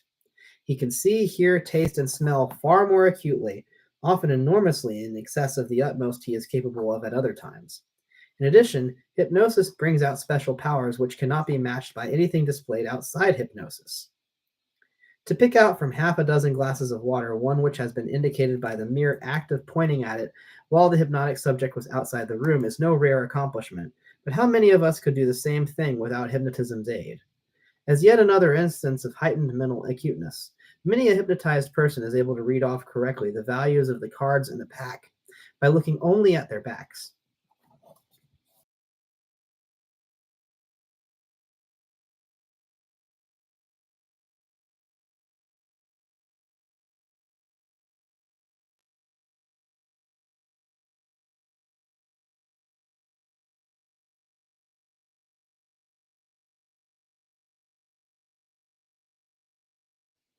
And we're back. The consciousness of hypnosis is certainly different from normal consciousness, and this alteration is shown by the fact that coming out of a hypnotic state wipes away memory of what has occurred while in it. But memory, in the usual sense, and mental power are two very different things. How different they are will be obvious to anyone who gives the matter thought. Have you, for instance, consciously recognized and named to yourself the individual letters in the words you have been reading? When, as small children, we took our first reading lessons, we all did so. Later, we got past that spelling out stage. Only after the need of conscious attention to individual letters had ceased was there any real mastery of the reading art. The same thing applies to acquirement of all forms of mental and physical skill, though certain aptitudes, such as learning to play musical instruments, form a more striking demonstration of it than others. Always we find that real skill comes only with the withdrawal of conscious attention from incidental details. The energy thus withdrawn attaches itself to consciousnesses of a higher term. We all know it is precisely this higher term of consciousness we are out to reach by the aid of our present psychic exercises. Hence, it follows that insofar as there may be a hypnotic factor in crystal gazing or of any of our chosen concentration methods, this is all to the good from our standpoint of time travel. Suppose we follow this line of thought to its logical conclusion, we may find ourselves asking, why not still further expedite matters by making use of the services of a competent hypnotist? The full hypnotic trance should, on this view, provide an exceptionally easy means of reaching a state where prenatal experience stands revealed, instead of having to reach our information through a comparatively lengthy and difficult technique of psychic re education. Whatever the time travel inquirer may think about that, from the hypnotist's point of view, the proposition is not without some potentially weak points. Results so obtained would be got as a product of a second person's suggestion, and there would be no means of finding out the extent to which that element of extraneous suggestion was operating. A suggestion in hypnosis that the subject shall contact an earlier period of time, given together with a post hypnotic suggestion that the experience shall be remembered on waking, regularly leads to revelations as dramatic as they are, by the nature of things, unverifiable. Sometimes, nonetheless, the experiment leads to the truth, especially if it follows upon a sufficient interval of dream examination and passive contemplation to start the recipient's mind independently upon the required road. Corroboration can alone decide the point. The best way for a hypnotist the best way for a hypnotist to inaugurate a time travel experiment in an interested subject is to begin by taking part in a discussion and examination of collected dreams. From this, allow the percipient to pass on to passive contemplation of dream moods. Only then superimpose a light hypnotic sleep induced by contactual passes, or by any of the recognized means of communicating animal magnetism. No verbal suggestion whatever should be given, and as soon as hypnosis or marked hypnoidal somnolence has been induced, the percipient should be left quite alone until waking occurs naturally.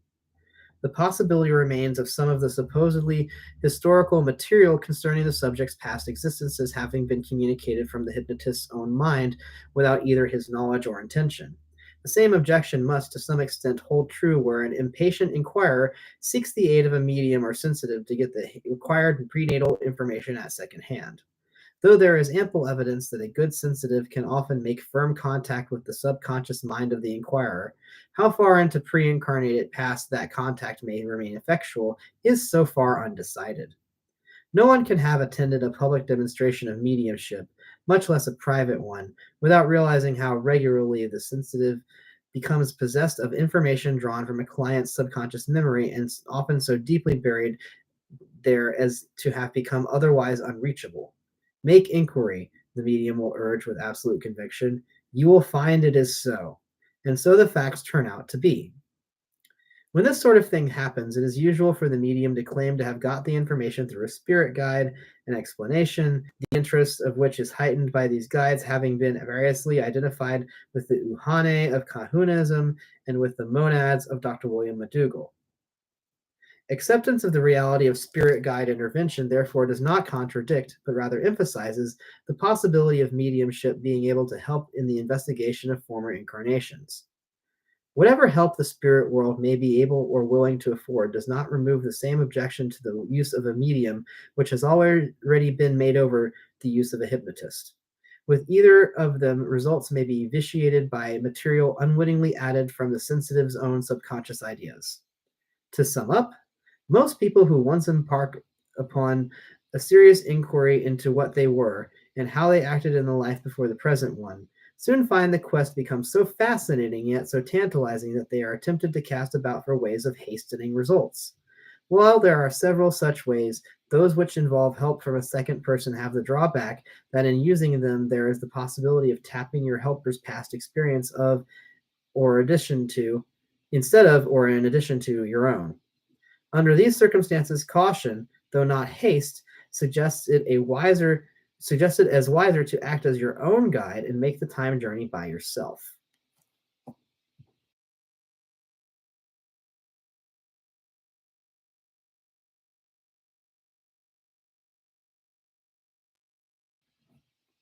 Chapter 8: Psychic Concentration and Contemplation. In reviewing the first steps and simpler methods for reaching out towards the memory of past lives, exercises have from time to time been set down in previous chapters of this book. Let us hope that some of them have at least been practiced for their value as training in mental concentration. It was chiefly with this idea in view that the attempt was made to encourage experiments in superphysical spatial travel, for at the best, The power of telepathic projection is a valuable accomplishment in itself, while at the worst, the habit of concentration which it involves is all to the good.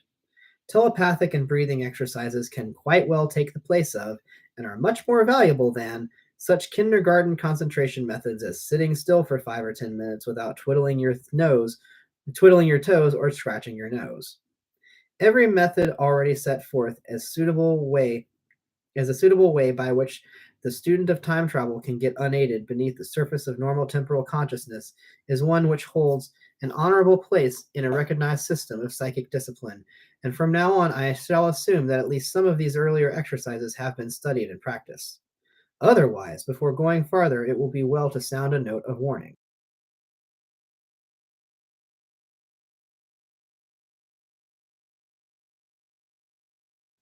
If you have not yet tried the easier ways of severing attention from the present moment, and so leaving your spirit free to reach back along the road of time, you are hardly likely to be prepared for the far more drastic psychic exercises about to be given.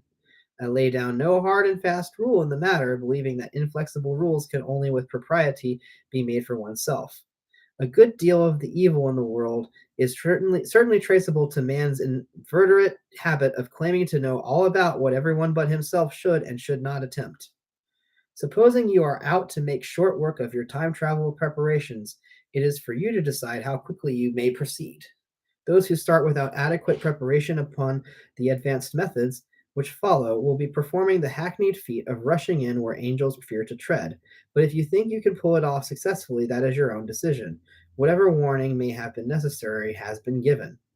The exercises to be given now are one and all aimed at making as rapid as possible an approach to that position where the higher planes of time and space cut one another, providing for reality and unreality in their immediate sense a meeting ground. As Moses stood upon the hilltop and viewed the promised land, so we, when we arrive at these mystic vantage points, get at least a glimpse of that inexpressible coming to be which transcends any knowledge absorbable by our physical recording agent, the human brain. In order to accomplish this, we must deliberately withdraw from the brain all attention compelling facts, not merely those due to outside objects, but also those arising from the normal introspective play of thought. The first step towards doing so is the paradoxical one of learning to form a mental picture of an object of contemplation so vividly that the object can be seen with the eyes shut. Almost any object is suitable, but one much used for the purpose in the East is a tree, plant, or bush. The sacred lotus is probably the most widely used of all objects for contemplation, but as it is not available to us here in the West, a tree will do well. For the first part of the exercise, open air and daylight are recommended. Select a small growing tree so placed that you are able to sit down in front of it at some fixed position which commands an uninterrupted view. Let your hands rest, backs uppermost upon your knees. Watch the tree intently. Notice its shape minutely, counting and memorizing the number and size, first of the larger, then of the smaller branches. If the tree is in leaf, do the same thing as nearly as possible for the leaf clumps. Watch their coloration and the way this alters as leaves and branches sway in the wind. Imagine yourself painting a picture of the tree in the mind's eye, as an artist would paint it on his canvas. After 5 minutes, close your eyes and, directing attention out through the closed lids, try to see the tree in your mind. Compare this tree, seen by an act of memory, with the real one in front of you. There is probably a great deal of difference between the vividness of the subjective image you conjure up in thought and that of the actual physical image of the tree thrown upon the retina of your eye in the act of viewing the original. Revert to examining the tree, this time for 10 minutes before you again close your eyes and endeavor to call to mind as real seeming and bright a mental replica as you can. This alternate this alternate view viewing This alternate viewing the object of contemplation and trying to recreate it mentally with the eyes shut must be repeated over and over again, perhaps keeping on for weeks or months till the tree can be seen equally distinctly with the eyes shut or open. From now on, the psychic experiment proceeds indoors, in a darkened room or with the eyes shut or bandaged. If the subjective image you have fixed within your mind is of the tree in leaf, imagine the leaves falling off till they are all gone and bare branches alone remain visible. Next, imagine the branches dwindling and shrinking till they disappear and only the tree trunk is left. The tree trunk now decreases in diameter till it is only the thickness of a hair.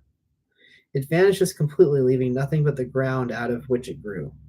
Lastly, the ground must be made to vanish also, so that nothing remains but a blankness. At this point, you become aware of the blankness, you become part of the blankness and are as though ceasing to be. The blankness has swallowed you up, and you pass into a trance like sleep. This contemplation of the vanishing tree has been chosen for the first of our advanced concentration exercises because it is one well known to students of the secret lore and justly famed as a way of approach to psychic states which transcend ordinary space and time. The variant of it which follows has been devised with more direct reference to the higher terms of time travel. It is a contemplation which may be practiced indoors from start to finish, though stress must be laid upon the importance of performing all advanced psychic concentration exercises only in situations where there is plenty of fresh air and preferably after an initial period of deep breathing.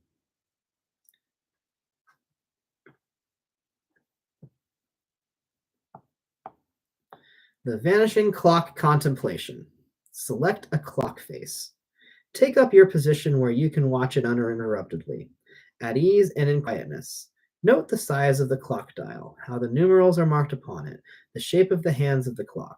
Search for any minor distinguishing points, such as the maker's name or the clock's scheme of ornamentation.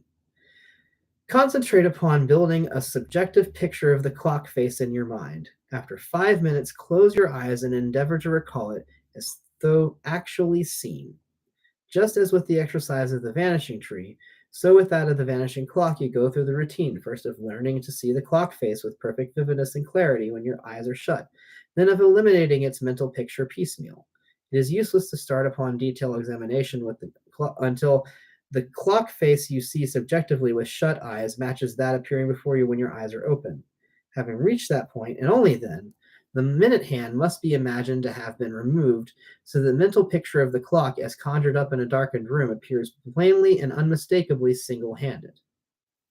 Proceed similarly to think away the hour hand.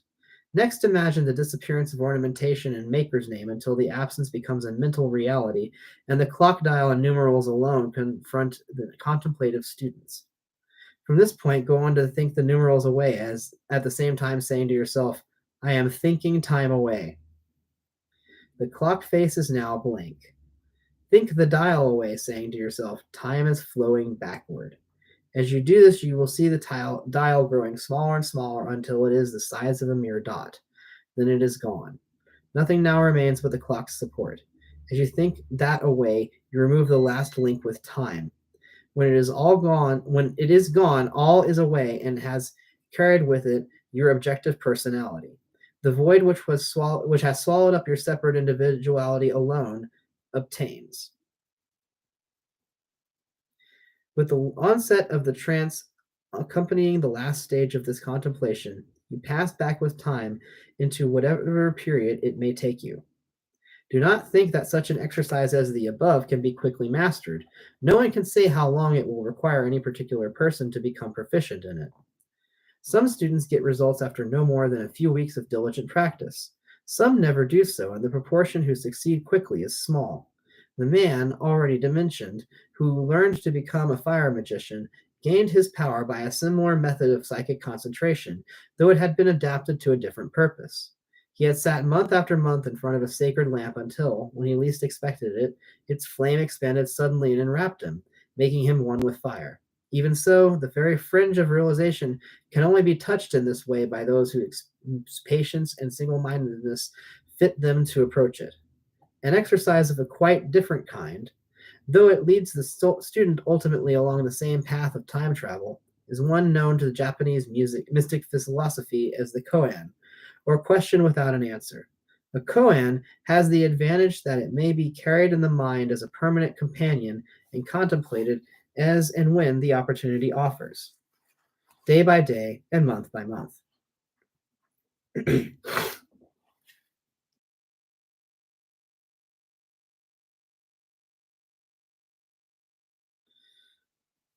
Though full contemplation can only proceed in circumstances of peace and quiet, there is nothing to prevent a partial continuance of the exercise, even in such surroundings as during a journey to or from work, or while taking a meal alone at a restaurant or tea shop.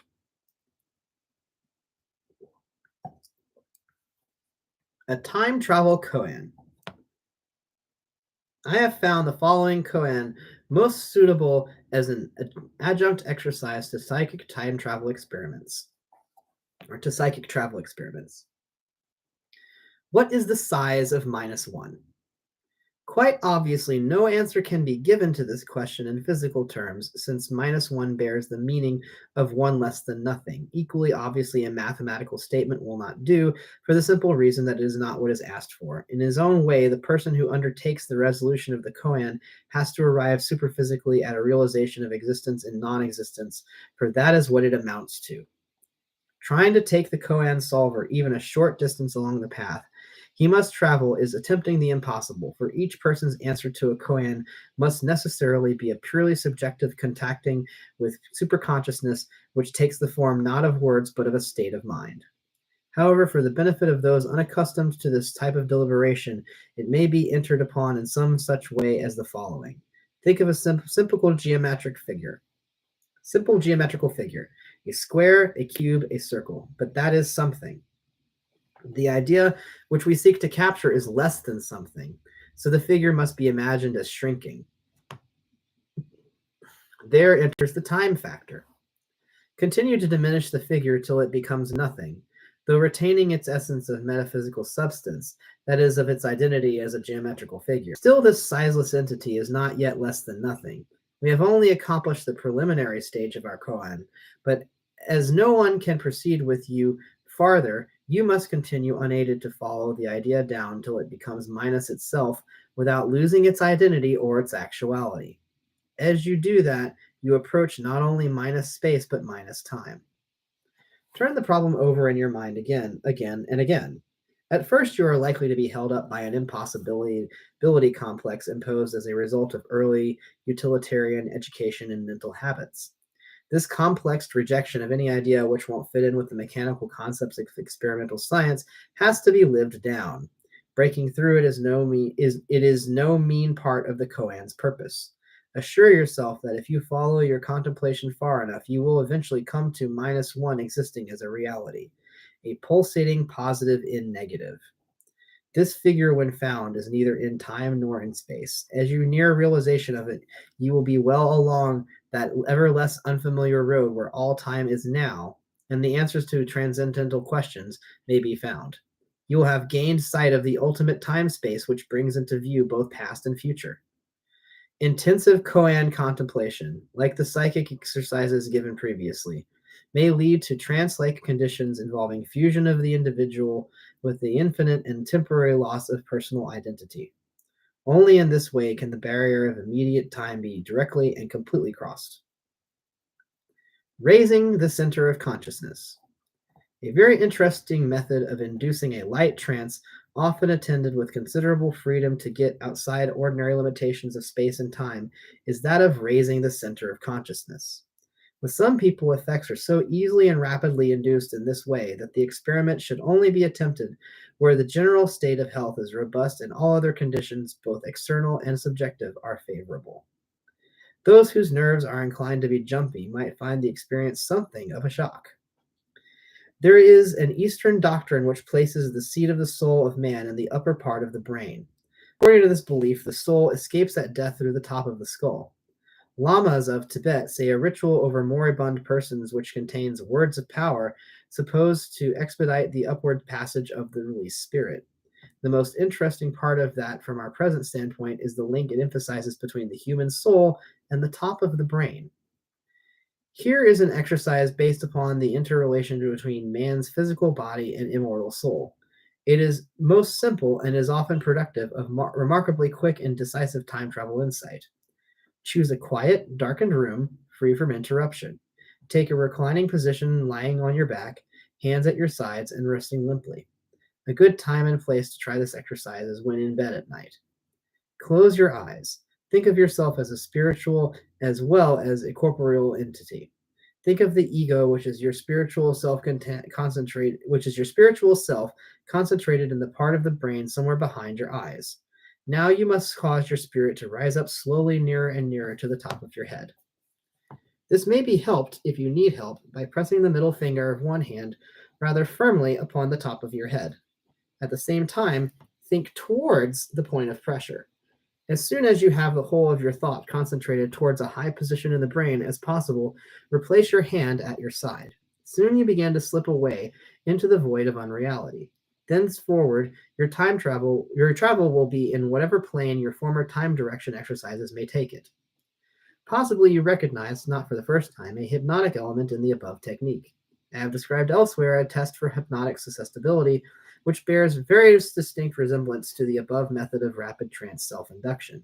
This does not at all retract from the effectiveness of the exercise, but does once again demonstrate a link between the hypnotic state and successful incursion into those higher realms of space and time which elude normal cognition. Cogitative contemplation. The following introspective method of arriving at superphysical knowledge will appeal to those students who hold the belief that pure thought, when raised to a sufficiently high power, can surmount all barriers. It should start with an effort of induction, such as goes with the collection and systematic examination of dreams and their prevailing moods. Having in this way set the thoughts going in the required direction, sit down and place your hands, your backs upward, on your knees. You may close your eyes or keep them open, but if they are open, they should have nothing within their range of view but an expanse of sky, a bare wall, or other object of a sort to provide neither interest nor distraction.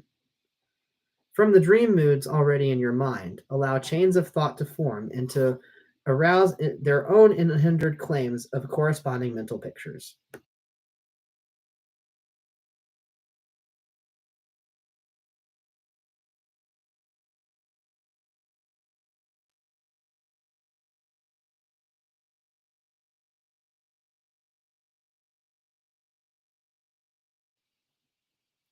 As each thought chain arises, watch it dispassionately. Gradually, the idea aggregates will take to themselves a definite direction. Success in this wholly depends upon the extent with which mental detachment can be maintained. The exercise may need to be performed several times before its directional tendency is perceived, but once that has been arrived at, it brings with it an understanding of your previous incarnated life, which builds irresistibly in conviction until it assumes the measure of reality. Recollection of previous existences arrived at in this way involves no cutting adrift from personal identity or passage into complete or partial trance.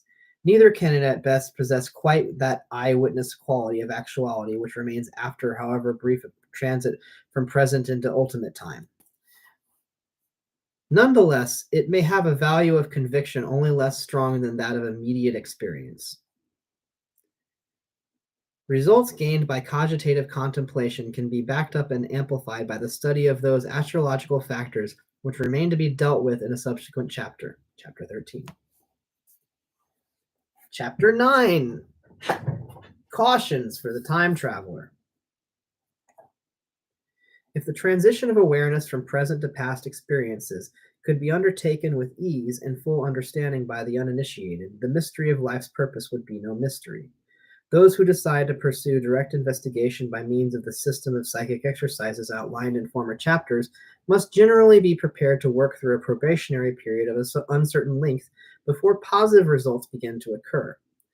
Moreover, certain hindrances, if they are not recognized and countered by the proper means, may hold off success indefinitely. They include the preconceived complex of impossibility, extraneous disturbances to psychic concentration, fear acting as a contra-wish, and the intrusion of unwanted phenomena. Complex inhibitions. I cannot explain the meaning of this term better than by instancing the mental attitude of one of the friends of my younger years. This good person was wont to meet any attempt at opening up a fresh avenue of thought with one or another of the stock remarks, "Don't be stupid," or "Now you are talking like a fool." If, against your better judgment, you harbor within yourself such a blind and obstinate component of the ego, which counters the idea of psychic advancement with similar stultifying admonitions, that is a complex inhibition. There is no use in trying to silence it with rational argument. Instead, I would advise humoring it. Tell your inward demon as forcefully and aggressively as possible that it is absolutely right. There is no past and no future, no time but the present moment which matters at all.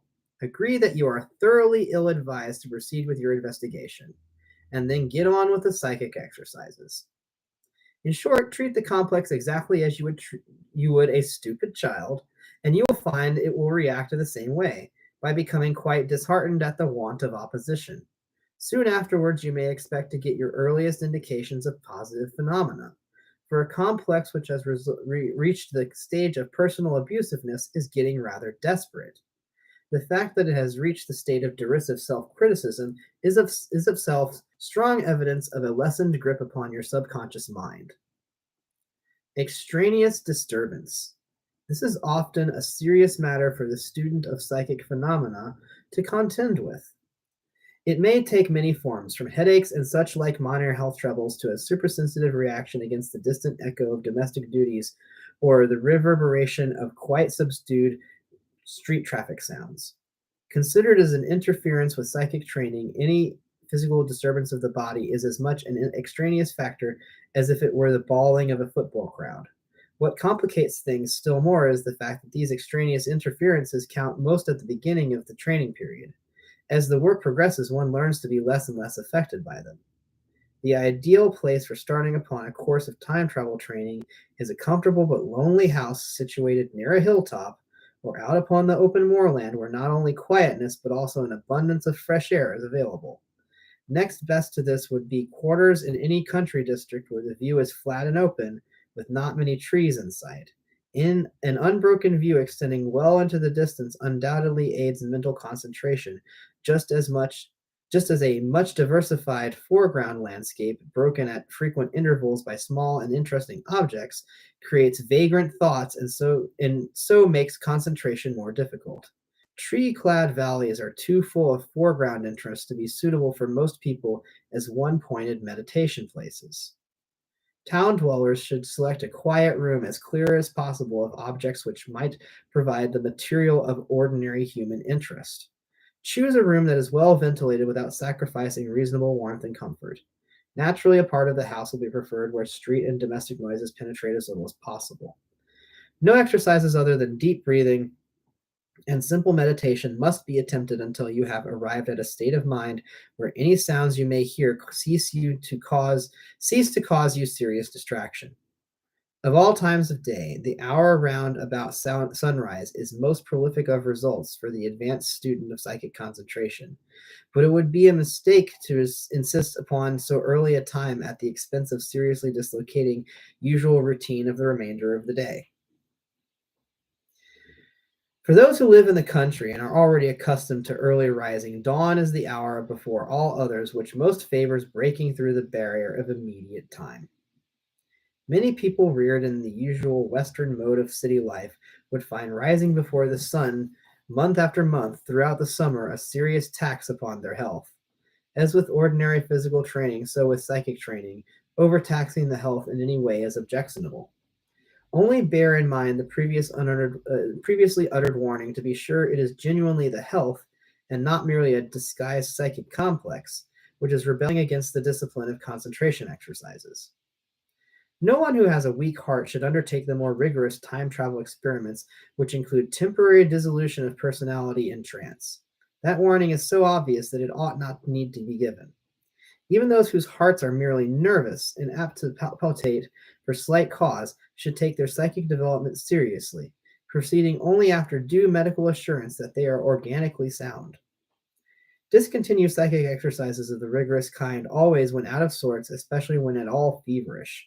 One incidental effect that they may have is the generation of warmth which radiates from the solar plexus. Ordinarily, this sense of warmth spontaneously generated in the body may be taken as a harmless sign of increasing proficiency. In Tibet, it is made use of in the ritual known as tumo, whereby an adept can use one pointed thought to create in himself enough warmth to allow of going throughout the intense cold of the Tibetan winter, clad only in a single linen garment. In deciding what limit to impose upon your time travel exercises for health reasons, bear in mind that either tiredness or inability to concentrate may be no more than the masked symptom of a fear contra wish. Fear contra wishes. Under this head comes all sorts of hindrances to psychic development, which can be traced to instinctive fear of penetrating the unknown. They are the subtlest of all inhibitions with which a student has to contend and really form a subgroup within the main classification of the complex inhibitions in general. The reason why fear contra wishes are particularly fond of hiding themselves under cover of health trouble is because nothing so completely excuses a person from facing up to difficulties or apprehensions as not being well enough to attempt their mastery. Great honesty within oneself may strip away the disguise. Comparison between those things which do and those which do not cause nervous troubles to appear will generally prove revealing, so long as there is always present the pulmonary desire to face facts. But self-deception lies hard. Self-deception dies hard. We have most of us heard of the person who cannot sit through a church service because of faintness, but who experiences no feeling of distress when at the theater or during a mannequin parade, no matter how long its duration or how heavy the atmosphere. A good rule of those, I have to pause. Okay, it really did say mannequin parade. It says during a mannequin parade. I've never heard of a mannequin parade, and now I need to do like 10,000 hours of research on it. Moving on. A good rule for those who adopt to come up against apparently unaccountable difficulties which threaten to make impossible any sustained continuance of time travel efforts is that they should forthwith put to themselves the blunt question: can this be a disguised fear effect? Or still more simply, am I afraid?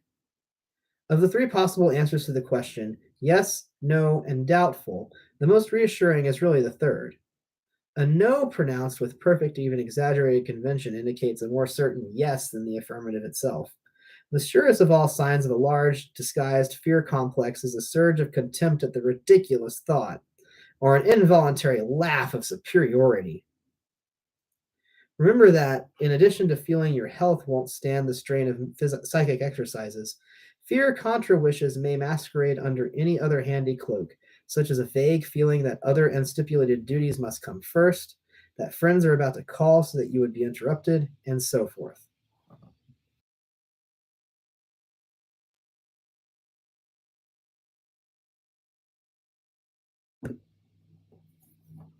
Intrusion of unwanted phenomena. We now come to a hindrance to psychic development which has its good as well as its disagreeable side, since it arises only when some real progress has been made. Occasionally, after continuing for a while smoothly and rapidly with time travel exercises, a student will, by a sort of psychic fluke, hit upon a single, isolated, advanced phenomenon. Coming thus prematurely and unsupported by anything which would give the correct clue as to its nature, this may create a mild panic and so raise the very fear complex which had previously been absent. A recent instance comes to mind where, after only 1 or 2 weeks of systematic time travel preparation, a learner momentarily touched the fringe of some higher time term, doing this just sufficiently to meet a pet animal which had died a year or so before. The familiar brushing sensation of the animal's tail against the learner's clothes was felt.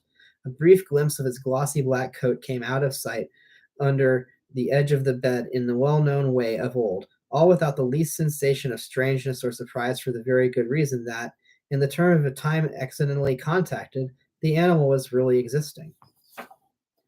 Almost at once, the experimenter resumed attention to immediate first term time, and immediately there arose the recognition of something very odd. A hasty scramble was started upon, which very naturally discovered no animal in the room, both door and window of which were firmly closed. Thereupon came sudden terror, none the less real because there was no excuse for it. A ghost had been seen, as in very truth it had, since ghosts are no more than our human and animal friends on another plane of existence. In this case, an intersection plane of higher term time. Here was a learner whose practical success had momentarily outstripped the equivalent all-round development rating. Seeing the ghost of Toby consequently produced sufficient shock to act as a considerable temporary setback. The story just recounted is chiefly useful for showing how we have to pay for those human limitations of which all of us have plenty. Common sense would be enough to make it obvious that an inevitable result of contacting a time wherein the dead are alive must involve at least the possibility of meeting them. In addition to this, acquirement of the power of one-pointed concentration carries with it the faint possibility of bringing into being that other type of creative phenomena produced when thought congeals into semi-reality, as already touched upon in an earlier portion of this book. Unless students willfully distort the purpose of their mental concentration, the chance of creating thought phantoms capable of being troublesome is remote. Animated thought forms do not take shape except by the set intention of their creator. As all the present exercises have been arranged for the entirely different object of time travel, there should be no trouble from accidentally created phantoms. In the unlikely event of a thought form threatening to build up, this can always be seen by the appearance of a thin cloud-like and ill-defined outline. It should at once be dissolved by reinvoking a light one-pointed thought state and dispersing the phantom by thinking it away before there has been an opportunity for it to become more substantial. Self assertive thought forms were the familiars of the witches of old. They have neither legitimate place nor use in the Western world of today. Chapter 10: Prenatal Reality and the Daydream. We are now in possession of means for passing into that term of reality, that term of time usually called the past. On arrival there, each one of us faces surprising On arrival there, each one of us faces surprises and revelations. Of what sort? What may we expect to find? That is a question the answer to which cannot even be guessed at beforehand. Some inquirers regain the minutest memory, even down to apparently trivial details, of a whole life lived before the present one. Some regain at least portions of the facts of more than one previous existence. Others arrive at only a scrappy and partial understanding of former experience, seen as though between clouds of rolling mist. For yet other experimenters, the result of all attempts is to bring nothing more to light than a seething consciousness of crude extract ideas, interlaced with floating facts that cannot be grappled. The last experience may be accounted for in two ways. Either the previous incarnation impinged upon took place at so distant a period of time as to make its meaning baffling to a mind attuned to modern conditions of life, or else the previous incarnation was not upon this earth at all, but upon some other planet of this or another solar system. A guide to deciding the matter may be looked for in the quality of the dominant emotional reaction which has attended the time travel experience. Strongly physical reactions are probably traces of a Pythag- Pithecanthropoid or Neanderthal incarnation dating back perhaps to over a quarter of a million years ago. The experiment should be repeated after a suitable interval, accompanied by a time-limiting directional impulse, when there is good hope of getting a more manageable outcome dating within the period of recorded history. Contact with an incarnation, presumably upon some other world, may be attended with the reception of vague ideas of great peace and beauty, though the ideas are so strangely patterned as to not be fully understandable by an earth-constituted brain. Or again, it may be that such elusive but beautiful contacts link with incarnations yet to come in the near future, when progression has been made to a point beyond any to which the brain can as yet clearly respond. In a sense, the latter result of a time travel endeavor would have to be regarded as a partial failure, in view of the fact that our efforts have been directed solely to contacting past conditions. Yet, just as dreams, while following a usual backward direction in time may sometimes reach out farther than the present and so exhibit a prophetic content, so may the same thing happen on occasion in one-pointed time travel states. Of the vividly detailed types of former incarnation experience, it must be plainly said that they are generally crude from today's standpoint of civilized manners. Often we find them startling, or even grim, sometimes starkly tragic. Occasionally they are even worse, by their very absence of what usually goes as tragedy. A wasted incarnation. An instance was given to me by a poor man who had lived a life of constant patient effort made against insuperable difficulties, which pursued him so relentlessly as to give a lively impression of fate as a real enemy with a grudge against him. This man contacted himself as a smug yeoman farmer of medieval times, gross in personal habits, given to overeating and overdrinking, and withal boastfully proud of never having had a day's illness in his life. By bribery, he kept on the right side of a venal local authority and played with his position for all it was worth. His wife had died, worn out with toil and ill usage. His children worked on the farm as virtual slaves. He was feared and hated by all men and exulted in it as acknowledgment of his power. At the time of life contacted, this disreputable fellow must have been well over 70 years of age, enjoying life quarrelsomely and making himself as much of a general plague as ever.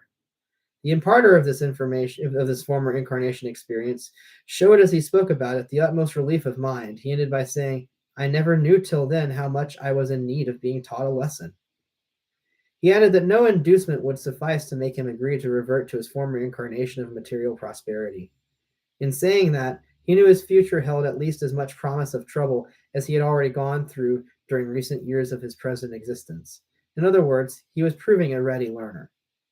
One well-known author and lecturer on psychic investigation, Mr. Shaw Desmond, has a clear and detailed memory of previous life as a Roman gladiator. It terminated in a violent death by being hacked to pieces.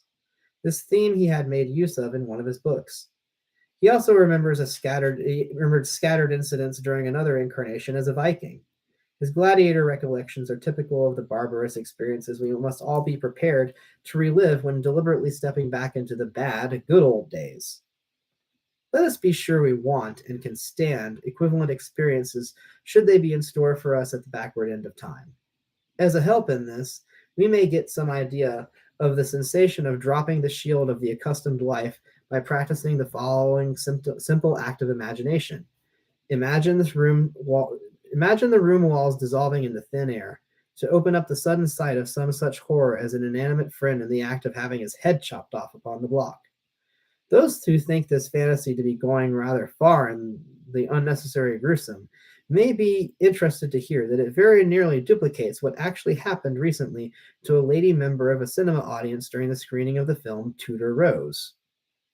At the scene depicting Lady Jane Grey's execution on Tower Hill, the woman in the audience realized in a flash of revelation that during her last life she had made one of the crowd watching the actual tragedy. Small wonder she sprang up from her seat, shouting hysterically. It must have been a terrible shock, this unprepared reawakening to an anguish which had passed and been forgotten nearly 400 years ago.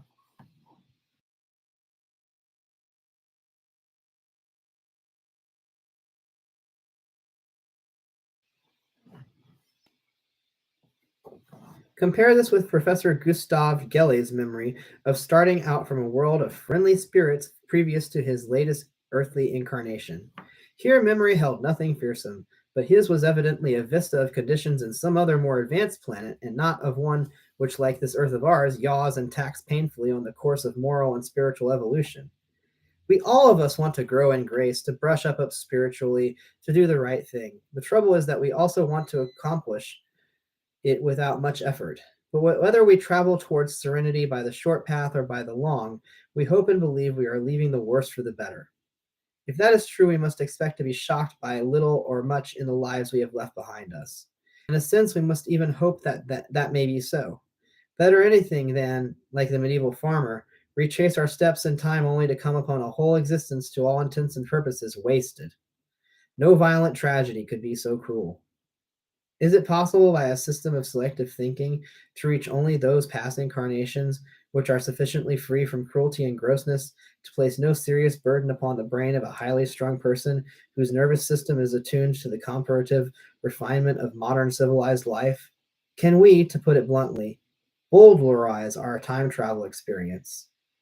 I know of no way to do so by any act of deliberation. In all probability, our present brains, just as they constitute the physical recording unit used by the mind, do also act as a rejector of memories so wildly repugnant to our present habit of thought as to be unthinkable. That supposition is backed up by the fact that a proportion of prenatal memory is recognized by the experimenter not as defined incident, but only as a mental set inclining towards some overpowering emotion, amazement, loathing, or an equivalently strongly marked mood. This still leaves a wide field of prenatal possibilities which the brain can and will accept and reproduce. Just as in the practice of hypnotic suggestion, there is a wide field within which it is operative before one reaches that limit beyond which moral and physical repugnance is too great for it to act. There seems to also be good evidence that the light trance-like condition which supervenes upon one-pointed contemplation immediately before an act of time travel shares with ordinary dream states the effect of lowering sense consciousness for pain. As a case in point, if you terminated a former incarnation by being crushed beneath the wheels of the car of Juggernaut, a successful act of time travel might possibly face you once again with the necessity of repeating the same experience, but the sharpness of the former agony would not be reproduced. Daydreaming. Most people daydream more or less, and until care is taken to recognize daydreams for what they are, they may interfere considerably with our initial efforts at time travel proper. For the first, we need to form a habit of watching for the daydream and rejecting it. A daydream differs essentially from the elusive glimpse of our past incarnate experience produced sometimes quite early in the course of psychic concentration practice. It arises at odd moments when the mind is, or should be, occupied with matters of immediate import. Usually it superposes itself upon a background of contemporary thought creations. Where there is a dip back into the manners, customs, and dress of an earlier period, these have a predominantly stagey quality, the whole thing being really neither more nor less than a costume production in romantic fantasy. In a daydream, the person experiencing it is invariably its chief actor and nearly always the hero. Occasionally, this is varied by the subject of the daydream being its villain on a grand scale and exacting titanic revenge for former wrongs. Daydreams need not necessarily have conventionally happy endings, but where the ending is unhappy, it is of a sort to surround the subject with a tearful atmosphere of pity and pathos. A few typical instances of daydreams would serve to make their breed more easily recognizable. We will start with one experienced at some time or another by most people except the very wealthy. It is borrowed from the fantasy of a hard-up hero in one of the novels of W.B. Maxwell. The daydreamer is walking along the pavement when he sees a little dog in danger of being run over by a lorry. With timely heroism, the dog is saved, whereupon the rich old lady who owns it insists upon being given the daydreamer's name and address. A conveniently short while later, the old lady dies, leaving the whole of her great fortune to the brave savior of her pet. Just a moment. I need some more soda.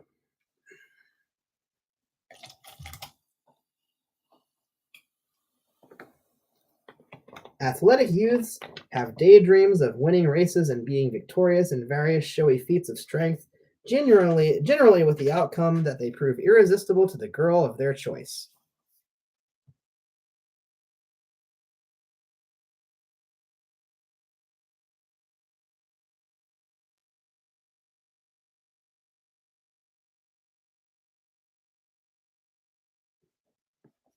A far less florid, though equally typical, daydream was that of a rather plain and quite uneducated servant girl who, while blacking the boots at a cheap boarding house, would fall into deep reverie. In this, she imagined herself walking through a fashionable West End residential square when a gorgeously bejeweled lady called to her from the front window of the biggest house with the cheering news that because she was so pretty, she was engaged as the lady's maid permanently for life.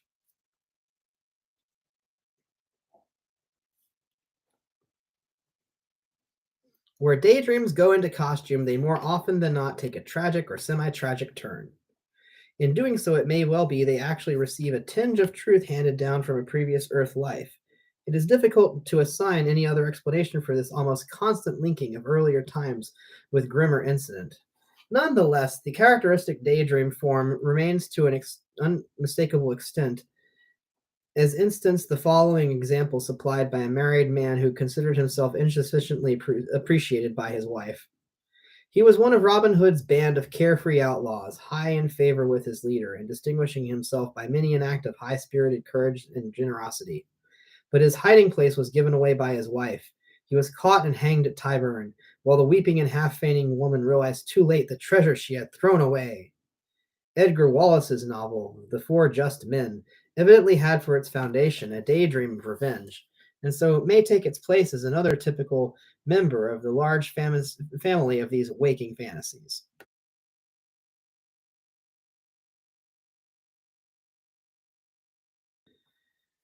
As an instance of the daydream which achieves its aim of self-glorification by the road of a tragic ending, the Robin Hood specimen had already given the Robin Hood specimen already given would also serve sufficiently well. However, if only to show how oddly it is possible for a daydream to disguise itself, one more rather extraordinary example shall be added to our little collection. It could only have come to the melancholic type of person who delights most in being most miserable. The daydreamer, an unimpressive and somewhat unpolished little man, would start by thinking how grand a thing it would be to be invited to dinner at some distinguished person's house. The idea would get greater and greater hold upon his mind until he imagined himself actually receiving the invitation.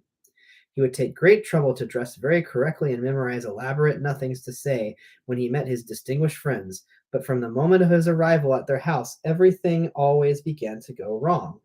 He talked too much and would not stop and could not stop himself. Presently his tie came loose, or he found that his dress coat had split up the back, leaving him in his shirt sleeves. The culmination was always the same. In a state of the most acute miserably in a state of the most acute misery and shame, he made a wild dash from the table and bolted.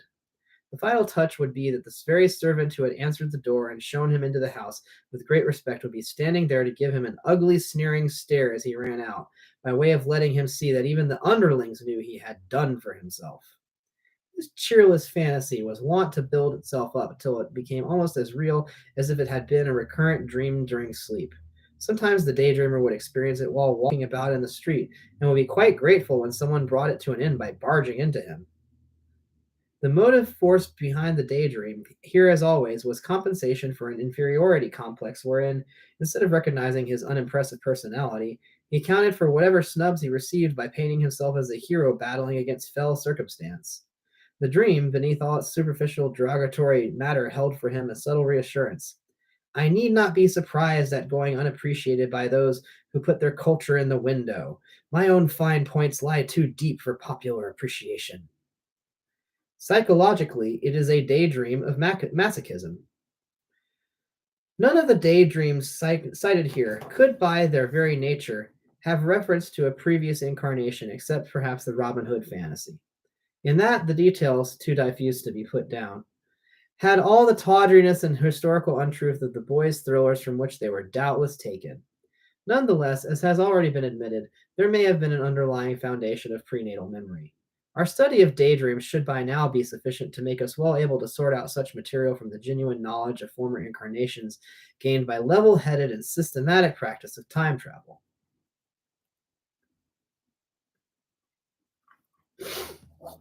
Chapter 11. Some Thoughts on Inner Values. In a book almost wholly planned to give the outline of a practical system of time travel, it may, I hope, be permitted to use this chapter as a temporary resting place for pausing and assessing some of the inner values of our discoveries. The moment is hard at hand. For many readers, it will already have arrived, when by one or another of the roads previously indicated successful and, in as far as it is possible to gauge them, veridical results begin to get achieved. Passing on from mere guesswork and through vague surmise, a well-marked physical. Let's start over. Passing on from mere guesswork and through vague surmise, a well-marked psychic mood has opened the way to gradual or sudden realization of the path, however thorny, by which the ego reached its present bodily existence. Not impossibly, we may have had the mortification of gazing back upon a stretch of the path, rosy with chances we failed to make the best of. However that may be, one thing marks us out from the uninitiated dweller in the present moment, where he can only guess and surmise about what made him where he is. We stand as artists before the canvas of our own painting, viewing and estimating a past handiwork, seeing at first hand our successes and failures. The more we gain of insight into what we have been, the more minutely shall we be able to view our way of ascent from initial mental and moral ignorance, crudity, and failure to an ever-increasing recognition of spiritual values. Should the thought that we have risen on stepping stones of our dead selves bring pain, fear, or mortification, that would of itself point to our not as yet being attuned to profit fully from sight of the way behind us. If we had started on the summit, we could never have climbed. As a matter of fact, it is true that the great mass of humanity has not arrived at the state of psychic evolution where ability to recapture and systematically investigate the conditions of their former lives would afford help and encouragement. On the contrary, many people would find such a power a great shock. Many more would take advantage of it out of mere curiosity regarding its unfoldment as a stunt. Neither of these classes of people are at all likely to sustain the discipline of time travel practice to a point where it gives at the most anything more significant than a few minor fluke results. In all probability, even though these will not be recognized for what they are, just as there is a mass of genuine minor prophecy in dreams which, through sheer non recognition, is daily allowed to pass unnoticed and unacted upon. The brain of an average, practical minded person is a recording instrument totally unpracticed in attending to the phenomena in any other time than that of the first term or immediate present. To teach the brain to attend to impressions derived from time of other and higher terms, which we shall remember include the living past and future, is like teaching a modern human being the way to prick up his ears. In order to acquire the art, a function of the body not normally called into use for the purpose of everyday life must be brought under voluntary control. That is nearly always a rather laborious business requiring a course of sustained and fairly rigorous training. Without question, there must be in ordinary dreams a quite considerable amount of valuable, though unrecognized, time travel. As a result of it, we may be fairly confident that the man in the street does get periodical insight into former incarnations and has his chance of profiting by it, even though the truth behind it all never dawns upon him. He gets an odd sort of dream and wouldn't be surprised if it meant something. From time to time, his thoughts return to his odd sort of dream, and more often than not, a certain amount of advantage is thereby derived. That is, as far as it is intended, his enlightenment should go for the present. When he is ready to proceed further, we may depend upon the spirit of inquiry to impel him.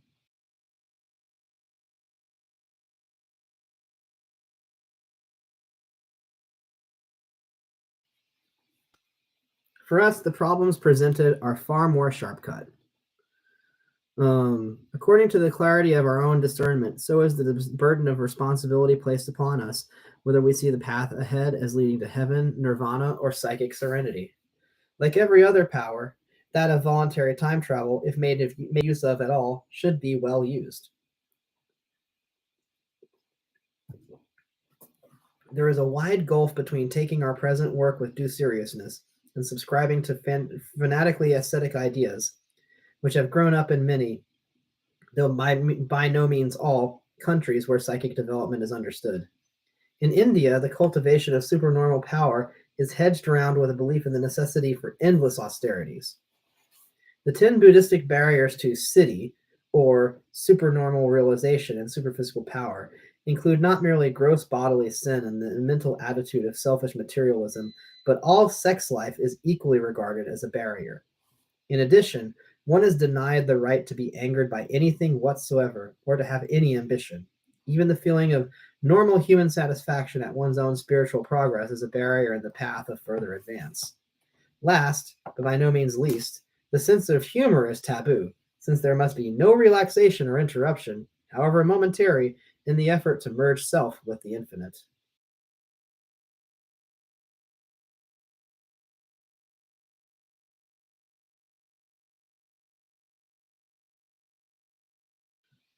For the benefit of readers who may be overimpressed with such a formidable list of austerities, it may be pointed out that the Lamaist system of Tibet, where if possible even more marvelous examples of the cultivation of superphysical power can be found than in India, permits not only lamas but also hermit anchorites to have wives.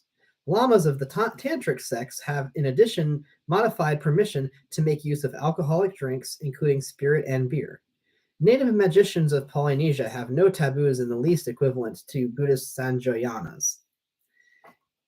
Yet they are the custodians of methods of superphysical control of natural phenomena fully comparable with any arrived at in the opposite hemisphere through the practice of ceaseless austerities. For the purpose of checking this statement, it may be well to cite some instances of publicly exhibited magic in the East and in the West. In recent years, there have been public exhibitions of firewalking given during the celebration of various religious festivals in India. Priests have led, and temple worshippers have followed them over banks of glowing coals. A distinguishing feature of these demonstrations is that only the pure and undefiled among the devotees escape serious or even fatal burns. In Hawaii and in Fiji, similar firewalking demonstrations take place from time to time.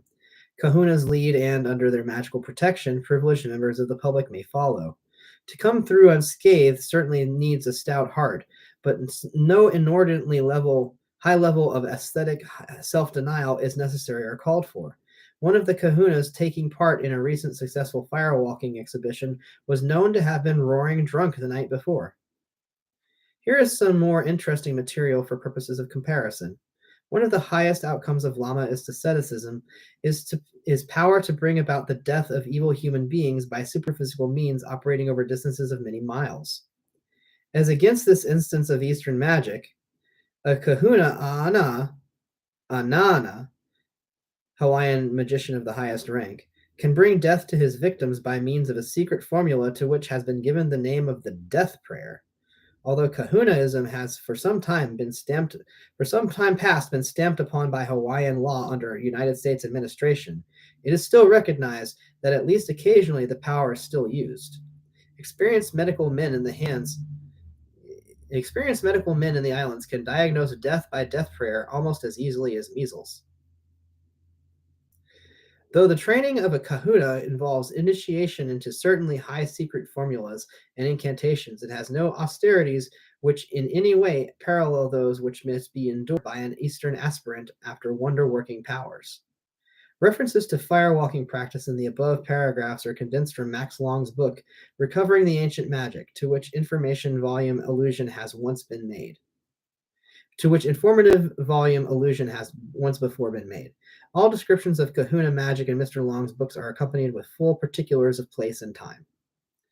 The conclusion becomes irresistible that an enlightened Western investigator need have no apprehension of harm from exercises directed towards superphysical time travel, provided they are recognized and accepted as harmless. I do not advise undertaking or continuing one-pointed concentration when in a state of doubt or suspicion as to the harmlessness of its outcome. Among the more remote possibilities dealt with in an earlier chapter is that of mental concentration practiced in a state of excitement having the accidental effect of materializing our apprehensions into thought forms, just as there must also be taken into account that other already mentioned possibility of a successful time travel effort landing its instigator at an awkward moment of some previous incarnation. Where apprehension is absent, an effort of mind will, by summoning attention to momentary awareness, at once bring one back to the present. For, be it remembered, deliberately controlled cerebration is always attended to in time of the first term, which is the same as the present moment. Fear, however, might upset this, just as panic may prevent a motorist from giving the steering wheel the correct twist when necessary to avert mishap. If you start time travel practice without undue haste and take it in a graded course as you would any other system of exercises, you can accustom yourself to navigating the space-time continuum as comfortably and safely as you might teach yourself to swim without calling upon the services of a swimming instructor. Whether it is a pool of water or the current of time into which you take the plunge, remember to keep you within your depth till you have gained skill and confidence enough to justify seeking deeper waters. Our chapter of rest and introspection draws to its end, and we are at a point which calls for gathering together into something like order the various hints and exercises and seeing what can be done towards arranging them as a suitably graded instructional time travel course. As we shall not really be dealing with anything closely comparable with physical drill or coordinated routine muscular movements, the scheme about to be set forth can only be taken as one of helpful suggestion. Each learner must select that part of which it best suits his own individual development conditions. In psychic training, more than any other, a slow, methodical start entered upon in a quietly interested, wholly unflustered state of mind leads to by far the best and quickest success. Chapter 12, Systematizing Our Efforts. Just looking through the rest of the book, we've got, looks like about 50 pages left. Now to recall the methods and exercises for time travel development and to group them so that they also act as guides to our progress. For this, We need a large notebook or writing pad. If the pad is preferred, its sheets should be numbered and carefully refastened as soon as filled up. A book has the advantage that questions can be written on the left-hand pages with replies facing them on the right hand, that being an arrangement most handy for reference purposes. There is a preliminary question and 14 main questions which the time travel student should ask and answer for himself in writing. Reading them over and answering them in your head has not nearly the same vital effect in clarifying thought and raising subconscious ideas to consciousness. The preliminary question should head the first left-hand page of the notebook or the first sheet of the writing pad. It is time travel. What is my reason for it? Until you know that, you cannot be sure where your efforts are likely to lead. Is your fundamental reaction to the whole matter of one of simple human curiosity? If so, write it down. It is not a bad motive to start with by any means, so long as it does not continue to be your only one. Much of the world's finest work has been impelled in the first place by nothing more than curiosity. But if, for the first time being, that is your only reason, or the main one, you should know it and not deceive yourself. If you would like to travel in time for the sake of being able to tell your friends about it, that is a pretty poor reason for the serious psychic adventure upon which you are embarking. Once again, be honest with yourself. Like curiosity, this too is the sort of original motive out of which better ones often grow. Do you face the attempt at time travel as you once read Dracula or went to Grand Guignol drama for the luxury of suffering the creeps? Out with the truth, if it is the truth. But in that event, drop the attempt at once. Time travel is far more a way of learning to shiver and shake.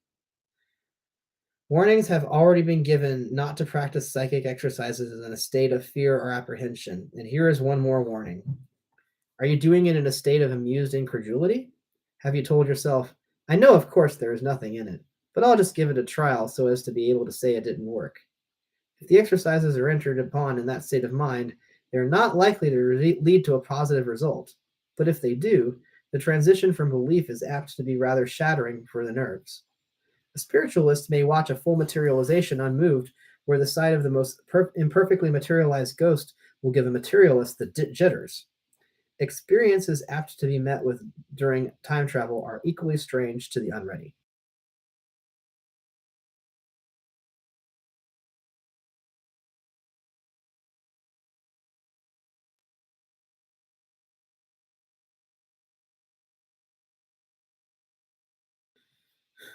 In all probability, a greater proportion of those who undertake to instruct themselves in time travel have a far higher motive than any of the foregoing. They accept proof of a previous incarnation, and rightly accepted, as implying also proof of that continuing spirit which is immortality. If you are of this band of serious inquirers, not only will the purity of your motive protect you from fanciful and useless phenomena, but will also greatly shorten the period of practice before successful one pointed concentration succeeds in contacting the past.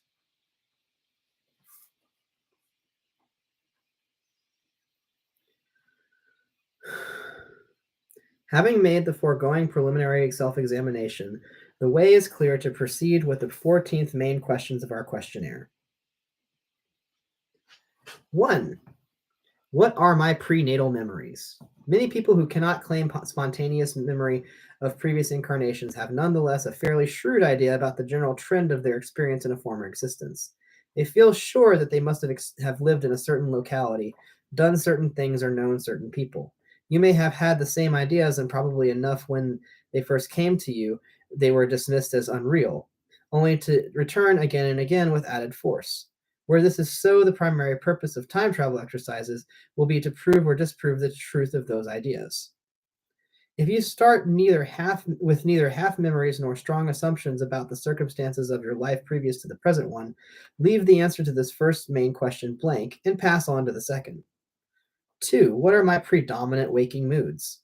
Are you one of those people who feel themselves to be either naturally lucky or unlucky? As there are there certain sets of circumstances that always go right with you while others always seem to go wrong? In particular, what are the thoughts with which you most usually wake up in the morning? Do you wake up with a confused idea of climbing mountains or of swimming in the sea? Do you seem to have been planning and scheming something you cannot remember, and so forth? As you note down the answer to this question, you are likely to find your analysis growing surprisingly. From it, you may be able to assume whether your last incarnation was what the world would call successful or unsuccessful, whether you were immersed in temporal matters or cultivated the more spiritual side of your nature.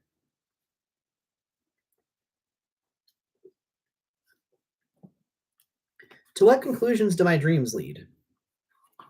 This presupposes that you have been keeping a record of dreams and classifying them. Your written answer to question 2 will help greatly in coming to a just conclusion upon the present question also. First, consider the moods induced by your dreams and compare them with your predominant moods of the day. From the comparison, it is not difficult to deduce where experience contained in a former life transcends, and where it falls short of that in the present one.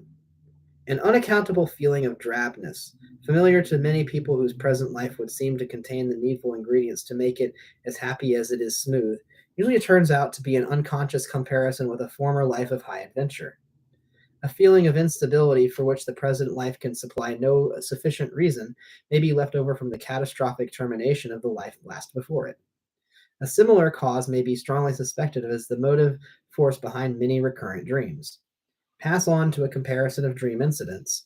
Write them out slowly, pausing now and then for the quiet, passive contemplation over your tentative conclusions. 4. What does dream contemplation bring to light?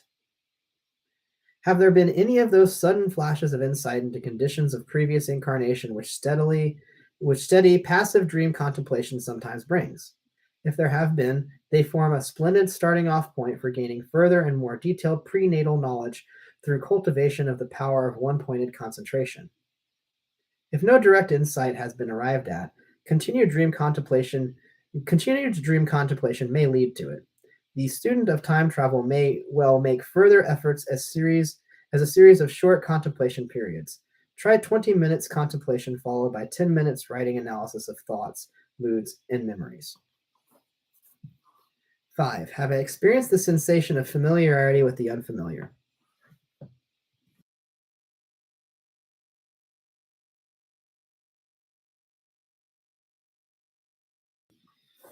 If you have done so at any time, write out the circumstances in as full detail as possible. This may quite likely lead to other similar memories. Compare your conclusions with those formed from the examinations of dream incidents and dream moods. Note, up until this point, questions have dealt only with indirect inquiry into your former incarnations, though at any stage of psychic training, the mind may make contact with higher terms of time and so be able to gain information directly. The following 6 questions relate to direct methods of time travel. 6. State success, if any, in telepathic experiments. If you have tried your telepathic powers either as agent, percipient, or both, set down your successes together with whatever conclusions you have drawn from them. They serve as an early assurance that the mind is able to send and receive messages superphysically. Time being a factor in all activity, even the simplest telepathic exercise has direct relation to time travel. 7. Record successes in spatial mental projection. Though neither telepathy nor spatial mental projection need to be practiced by the time travel student, they are of great value on account of the comparative quickness with which interesting and often decisive results are obtained. Success in mental projection is a sign of increasing psychic power and shows your mind to be in the best state to profit by more advanced concentration exercises. Set down any experiments in projecting a thought form of yourself with their results. Were you able to see or to sense what the absent person was doing at the time you projected your thought? Did the absent person sense or actually see you? 8. What resulted from the sky gazing test? Write down your reactions minutely. Did you experience fear or sense of instability of the earth beneath you? Did the test continue to the point of partial or total trance? Did you get sleepy with gazing and dream? If so, what did you dream? 9. Record the result of raising the center of consciousness. We're now passing to a stage in our psychic exercises where precise detailed record becomes more and more difficult in proportion to their success. If you know you have passed by this means into time of a higher term than that recognized by the brain while transacting the ordinary affairs of life, it will be difficult to state so, adding brief details of former incarnations so gained. 10. Give results of one-pointed concentration training. These may include a record of your successes with such exercises as the vanishing tree or the vanishing clock face. How near have you so far come to carrying through either exercise in all its stages? If you have been able, even for a short while, to lose all sense of separate personality, or if you have been partly able to do this, by contacting ultimate time with a part of the mind while maintaining a dreamlike semi consciousness of the immediate present and your usual surroundings, you are making fast progress. 11. Does the koan help concentration? Either it may help or it may create a state of mental perplexity according to your type of mind and the way that you approach the enigma. It may fascinate or irritate. If it only irritates you, make this contemplation less frequent and less intensive. In any event, its effects, while deep-seated, are comparatively slow. For some students, it is the best of all ways of attuning the mind to superphysical impressions. Setting down your progress with the koan from time to time will help you greatly. Note, the following 3 questions should be answered periodically as and when they appear to call for consideration. They are directed towards maintaining the necessary attitude of level-headed common sense in relation to psychic exercises and training. 12. Am I satisfied or dissatisfied with my progress? Where a hopeful start is quickly succeeded by loss of interest and the feeling of I shall never be any good at this, the thought covers in most instances the reassertion of a previously smothered but deep-rooted complex opposing the student's conscious efforts. Where this is causing the trouble, the complex will nearly always reveal itself in other ways also. For instance, some students complain that their sleep has become dreamless. Others report the cropping up of unexpected duties which prevent concentration. If you suffer from complex inhibitions, they must be got rid of before other progress can be made. 13. Do the exercises bring fear? If so, state how and why. Once again, inhibitions are at work, but the fear is evidence that, unlike the smug and deeply entrenched complexes summarized under question 12, your own inhibitions are nearing their last grasp. The fear is nothing less than a desperate fight they are putting up to maintain supremacy. Recognize this, and presently familiarity will breed contempt of these limitations bred of hereditary convention and the equally conventional pattern of early environment. An exception to this is when you become more and more certain as you proceed with the time travel exercises that this is what you're on the verge of finding out is something that you had better that what you are on the verge of finding out is something you had better not know. Few men would be happy in making direct discovery that a former existence had been passed in the early envelope of a Caligula or Judge Jeffreys, to say nothing of such personalities as Burke the Body Snatcher or Judas Iscariot. If a former metempsychosis you compared in evilness, however faintly, with either of the above, your present condition is splendid testimony to the upward path the permanent component of your spirit has taken, but that is not to say you have either the need or the wish to know how steep the upward climb has been. You may be the happier to rest content with the thought that all is well at present, and not hark back to what went before. The point is for your own decision. 14. What general effect has the training upon my health and nerves? Psychic training, when not taken too intensively, or pushed ahead too suddenly, should bring health and a sense of increasing well-being, wrought of closer commune between the individual ego and the personal reservoir of all power. If personal exercises are found to produce overexcitement, breathlessness, or other symptoms of mental exhaustion, they should be discontinued for the time being and only restarted when training has gone far enough in other directions to render them harmless. The same precaution would apply to any system of exercises, whether mental or physical. The Greeks had an excellent motto: nothing too much. Withdrawal from psychic concentration. Withdrawal from psychic concentration. Sudden withdrawal from deep concentration is always attended with more or less shock. Even to be recalled by a loud noise or a hand upon the shoulder from that mildly inward-tuned frame of mind known as a brown study will almost certainly cause anyone to start and to experience transitory but distinctly unpleasant mental confusion. The more perfect has been withdrawal of attention from surrounding objects, the greater will be the startlement following sudden recall. Even where the mind has succeeded in acquiring the most difficult accomplishment of continuing a partial hold upon consciousness of eternal surroundings during psychic concentration, sudden interruption is still bad, whether produced by outside interference or by an act of one's own will. Deconcentration should be done slowly, as an athlete slackens effort gradually after winning a race. Accompany psychic return to the present moment by some slow muscular act which will help to recall your attention in the first place to yourself and afterwards to the outside world. Another good way is to associate temporal awareness with the idea of counting. Arrange with yourself that whenever you count slowly up to 10, it shall be the signal for full return of normal consciousness. It does not take much practice to get this idea firmly and fixed in and accepted by the subconscious mind. Start muscular movement when counting has progressed to 3 or 4. Shaking your head gently from side to side may be the first movement. Follow it by rubbing the palms of your hands together, then by stretching your arms. Bring deliberate attention to bear upon your immediate surroundings. Cast your mind back and think of some of the things you did before the start of contemplation. Consider any household or business problem which may occur to you as worth attention. Get up and walk about the room. In 2 or 3 minutes at most, the strangeness left over from recent concentration will have worn off.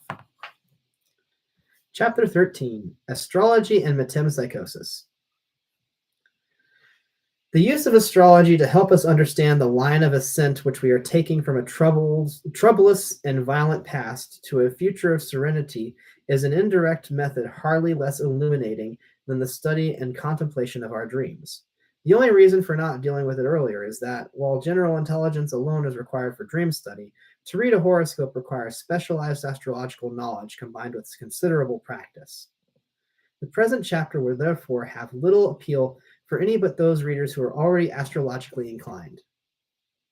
It has only been allowed a place here at all because the subject appears to me to demand it, and because of the rapid growth of interest in astrology among readers of psychological and arcane literature. Primarily, a horoscope is a planetary and star map showing celestial influence brought to bear upon a certain place at that moment of time for which the map was drawn. When drawn for the place and moment of birth, the planetary map is called a natal horoscope.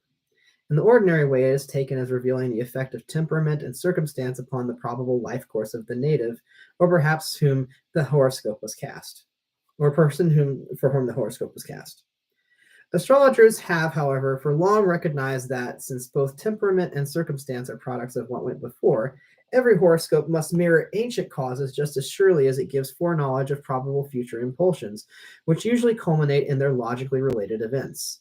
That the 4th and 10th horoscope houses are houses of the parents is a matter of astrological ABC, just as it is accepted that a strongly aspected Saturn, particularly within the 12th house, denotes the revival of some old and often forgotten influence likely to impede or at least alter the course of one of the native's life. It is just as true, though not so generically remembered, that strong aspects to Uranus often denote complications of life's problem traceable to grandparents or even to yet more remote remote ancestors. Long before the mystic alchemists began to hint at it darkly in their writings, and still longer before a modern mathematician enshrined it in textbook formula, we thus find the horoscope to have stood as a figure denoting ultimate, as distinct from merely immediate, time. It was showing time as an enduring dimension or continuity centuries before there was any real human grasp of the truth of what it was telling us. The notes which follow result from attempts at reading natal horoscopes as serialized time-space continua. It must be understood that wherever suggestions are my own, they are offered tentatively and for no more than they may be worth. Safariel's work upon solar as well as lunar epoch maps would of itself be interest to show what a great amount of research had been done upon horoscopes as indicators of ancestral influence, quite apart from any further surmises of my own. Just a moment.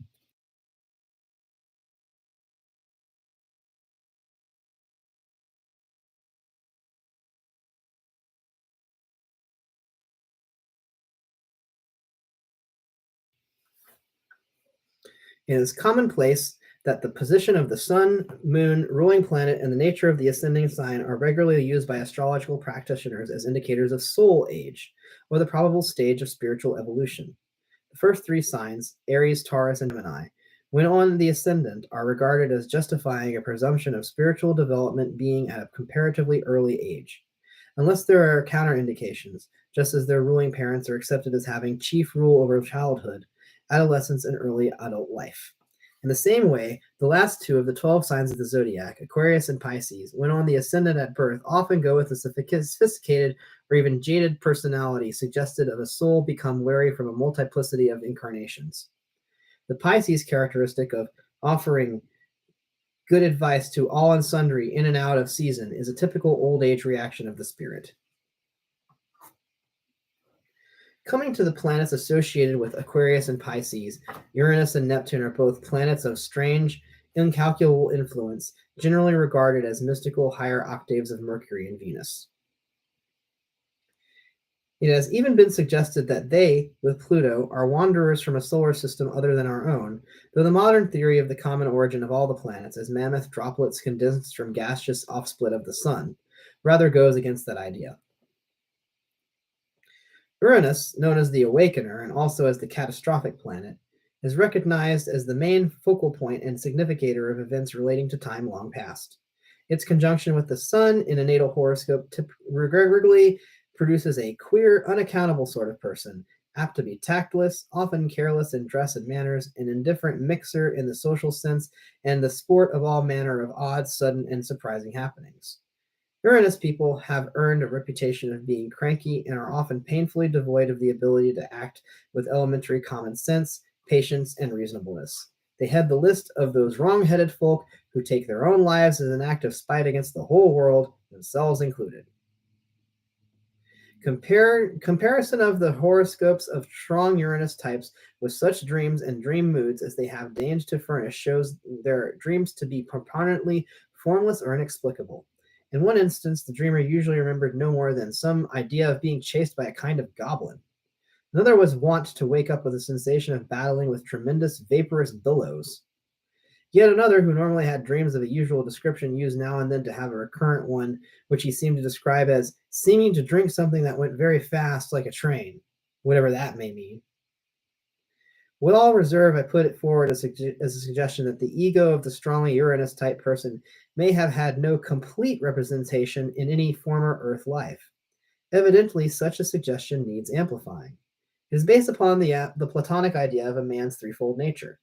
This we have previously met within its Tibetan guise of mind being blended of three components.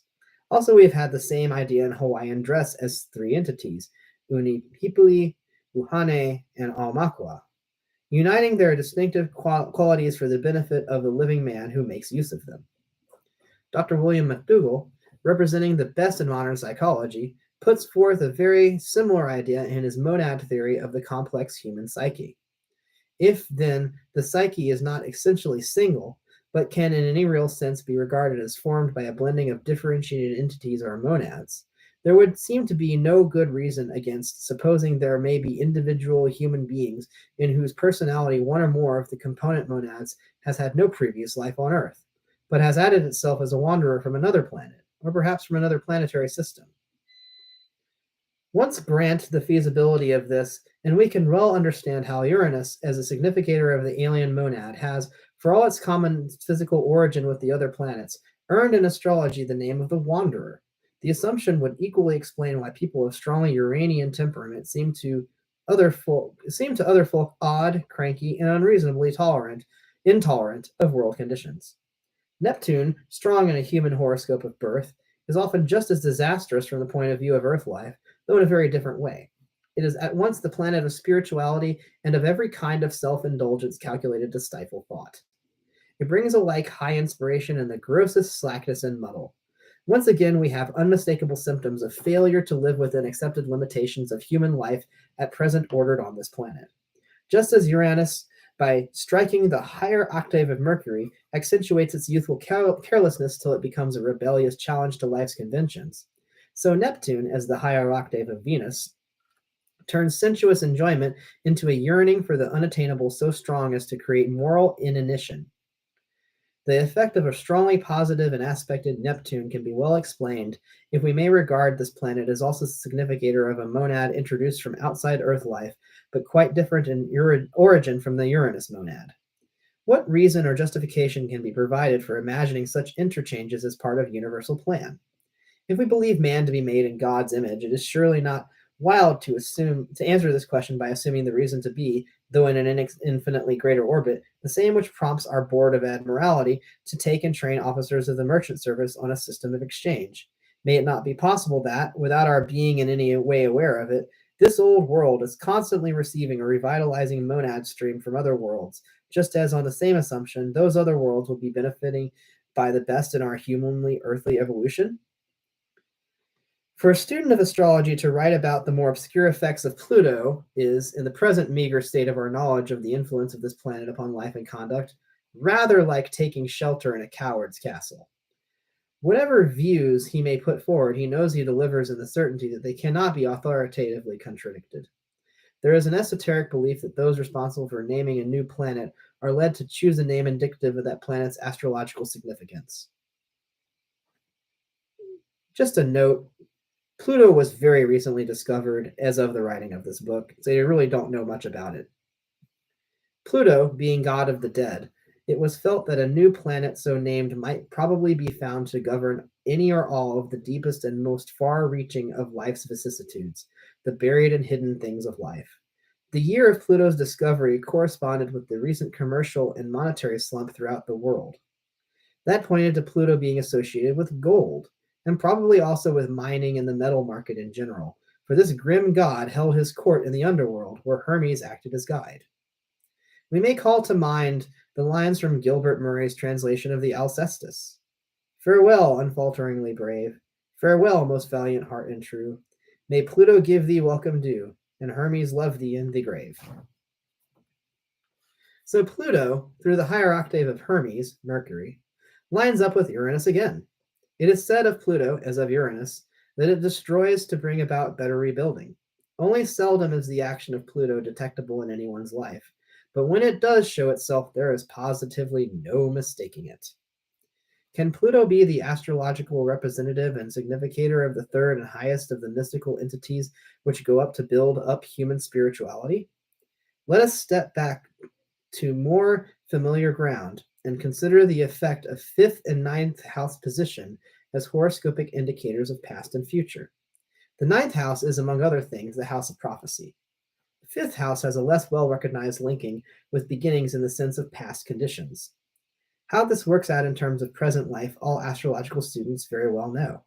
A number of horoscopes having strong Saturnian fifth house influence, when examined in the light of other indications of hard times experienced in a recent former existence, showed agreement within astrological limits of error. Another observation made with these same horoscopes was that where circumstances had been drastic in the last incarnation, there was usually a bright, generally Jupiterian influence in the ninth house, showing progress from gloom to brightness ahead. It should not be necessary to add that no certain conclusion can be arrived at on the limited number of observations brought possible up to the present.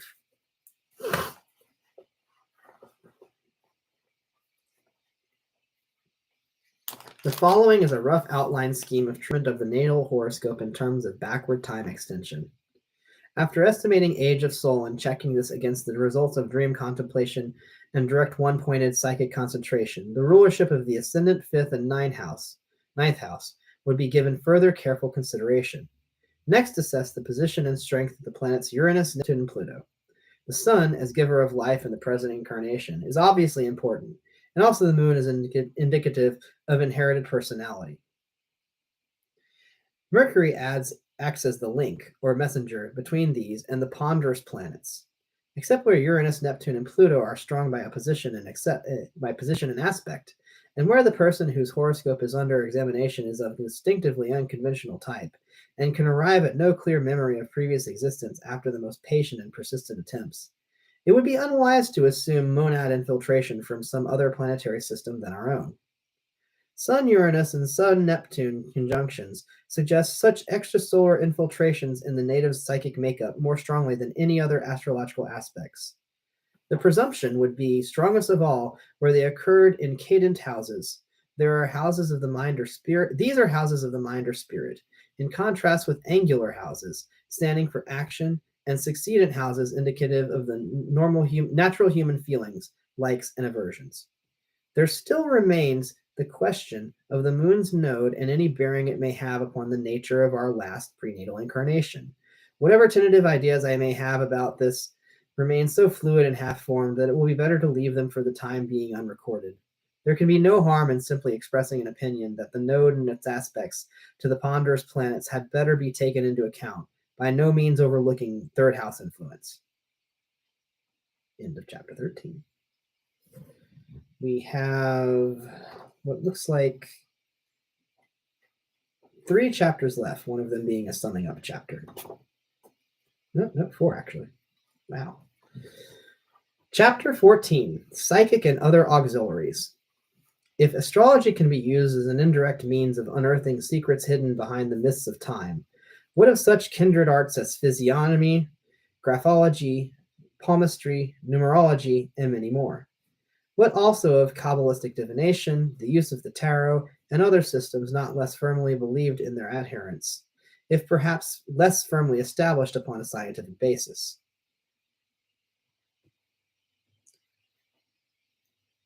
Physiognomy, palmistry.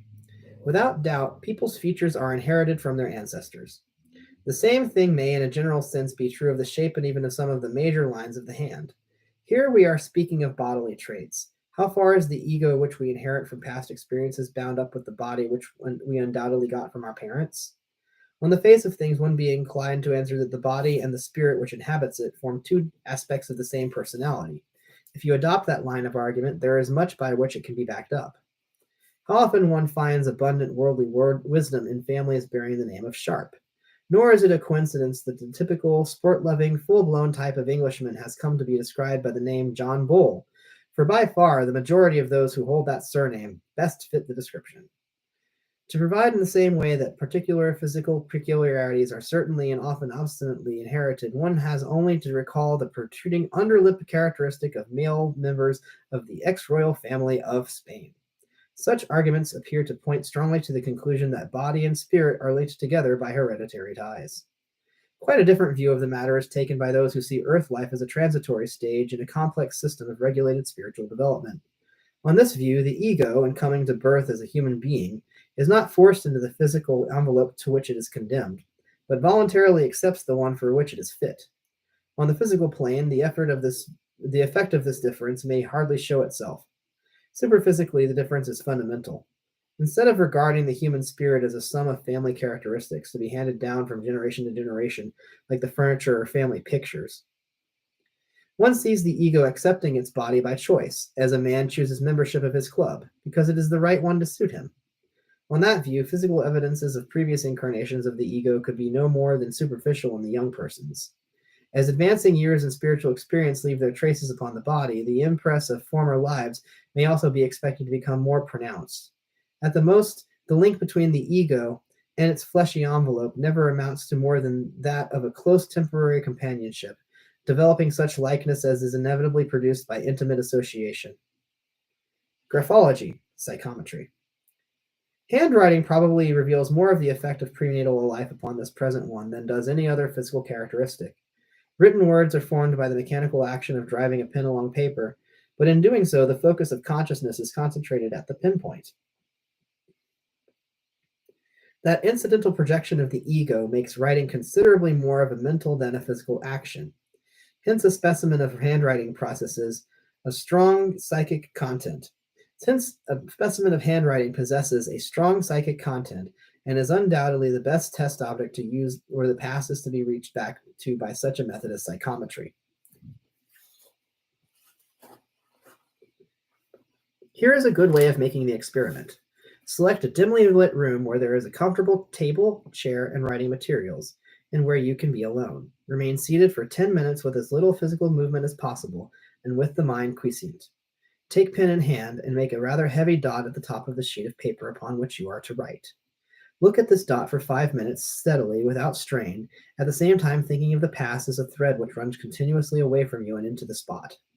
Soon you will notice the spot beginning to increase in size. It becomes a tunnel to which you feel your spirit attracted.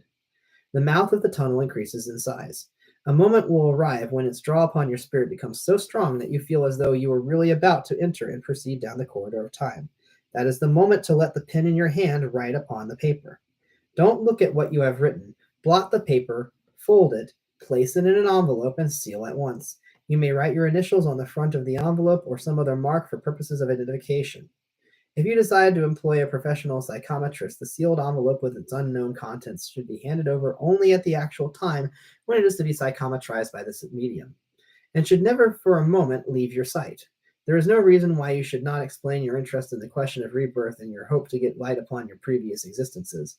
When the psychometrist has given all information that can be got through contact with the envelope, it is wise to take it away, still sealed, and to open it only when by yourself again.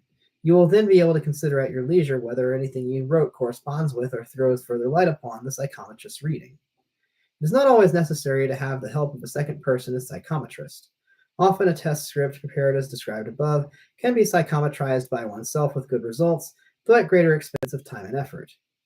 Once I thought that much light would be sure to be thrown upon conditions of a former existence by psychometrizing those smaller family heirlooms which are prized in many families if only for their sentimental value, and which date back often for hundreds of years. On this line of inquiry, much effort was wasted.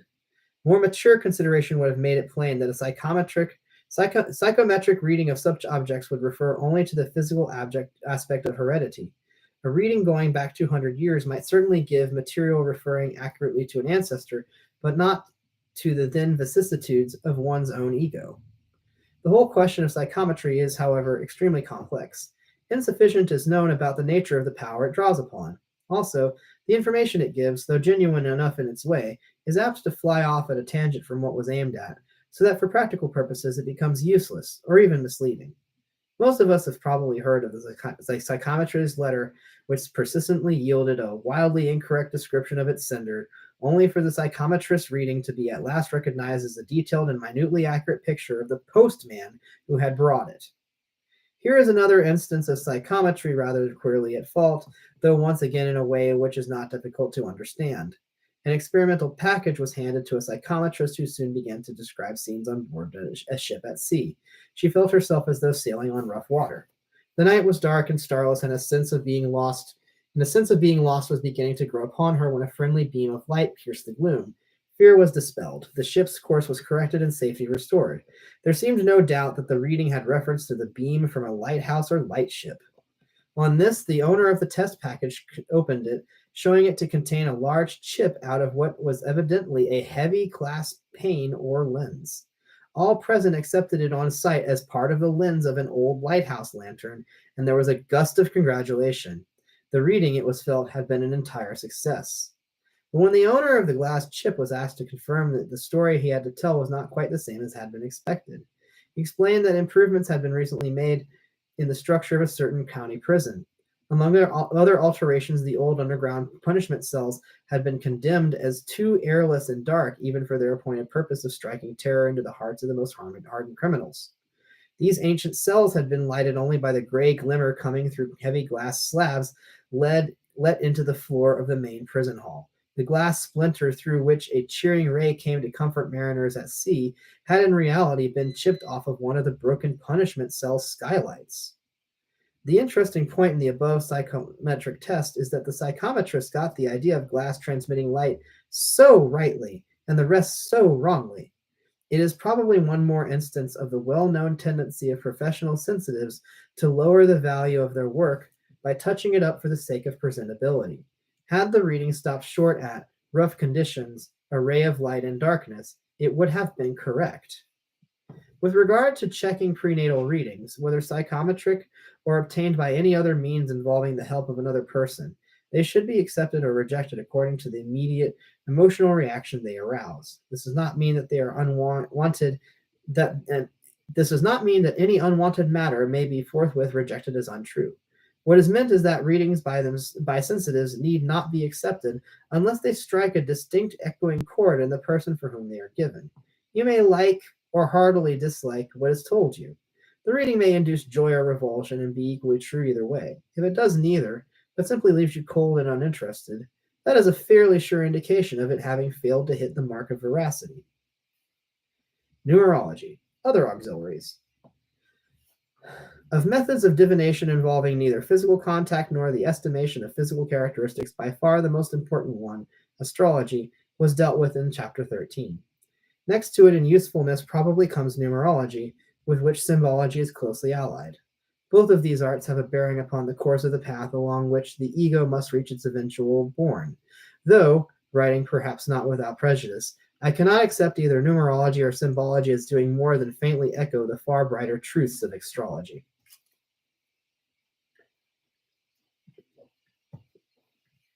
Throughout this chapter, reference has been made to the ego as though it were a unity, a view inconsistent with certain theories to which weight has previously been given. It is by no means unlikely that the human ego is in fact built up of several part egos, component entities, or to use McDougall's term, monads. All inconsistency vanishes if we accept the ego as a working unit for our present purpose. In the same way that a chemist is content to accept the atom as a working unit, while we're well aware that in point of fact it houses a microcosm of differentiated energy.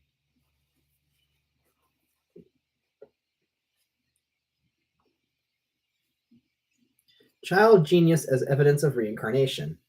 That form of child precocity, which shows itself in the infant prodigy, gives an irresistibly convincing picture of ready-made knowledge, skill, or experience carried over from a very recent previous incarnation.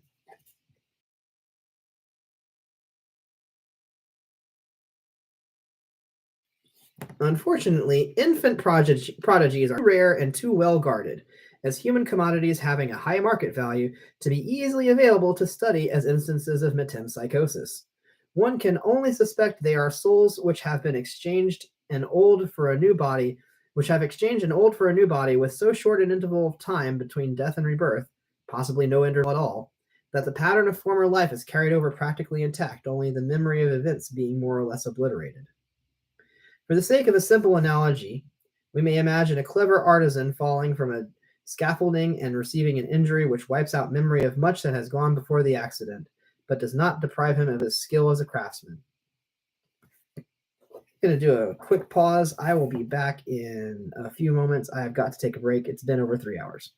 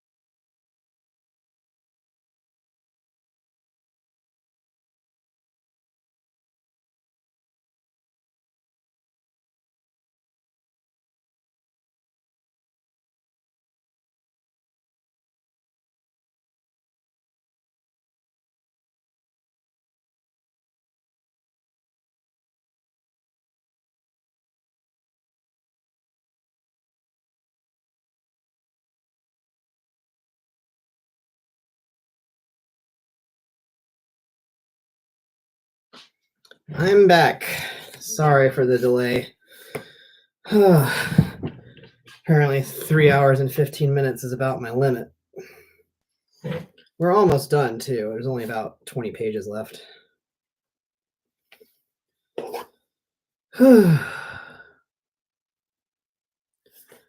For the sake of a simple analogy, we may imagine a clever artisan falling from a scaffolding and receiving an injury which wipes out memory of much that has gone before the accident, but does not deprive him of his skill as a craftsman. From this analogy, we may pass on to think of the same artisan killed outright at a moment when there is about to come into the world a newborn babe so constituted as to provide the right physical envelope for his next avatar. In due time, the babe will grow up to be strong enough to try his infinite hands at the old handicraft, and within that craft, we shall realize a prodigy is arising. Here are one or two classical instances of prodigies which seem only to be understandable in the light of an explanation involving the theory of metempsychosis.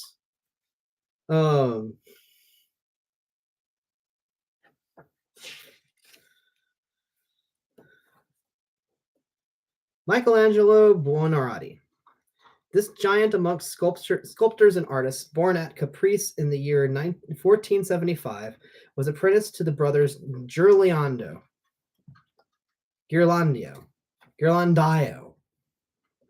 It is said by the time he was 11 years old, his painting more than matched in brilliance that of his teachers, and that pictures of his were actually sold with their signature. When Michelangelo was 13, he went to study under Lorenzo at St. Marco, where by the time his genius, by which time his genius was already ripe. Considering this artist's enormous output during a comparatively short life, it is impossible not to feel that he came upon the world equipped with a ready-made and unforgotten skill. Wolfgang Amadeus Mozart. This famous composer, who was born at Salzburg in January 1756 and died in December 1791, at the age of 35, would, on that reckoning, have had a short life. Read in this sense, its details are almost unbelievable, but if we think of it as the second of two contiguous incarnations, it becomes understandable, though still wonderful enough. Starting by taking music lessons from his father at the age of 3, Mozart at the age of 6 toured Germany giving harpsichord recitals. By the time he was 7, he not only played upon, but also composed for harpsichord, violin, and organ. At 10, Mozart wrote an oratorio, and at the age of 11, a comic opera. Children of this age have not developed a sense of humor. That was an unexpected aside, but it was fabulous. At 14 years, he had taken the composer's degree at the Bolognese Academy of Music and had his first opera, Mithridates, successfully produced at Milan. Throughout his adult life, which was sordid and unhappy, Mozart systematically turned out the work of a man living under entirely different, happy, and comfortable circumstances, a strong piece of evidence in support of the supposition that he was continuing to react to the earlier of two contiguous incarnations. We must hope it may be possible to give more attention to the subject of child talent and genius in its application to the knowledge of reincarnation we have gained from other sources. Chapter 15, Past Incarnations and the Aura. Like all other roads that provided for the journey of the spirit must have its ups and downs, its interesting passages, its dangerous safety sections. Most people are anxious to inquire into their former existences, chiefly that they may compare them with the present one, in the same way that a traveler proceeding by a new route finds an added interest in comparing the place at which he has just arrived with other localities passed through earlier.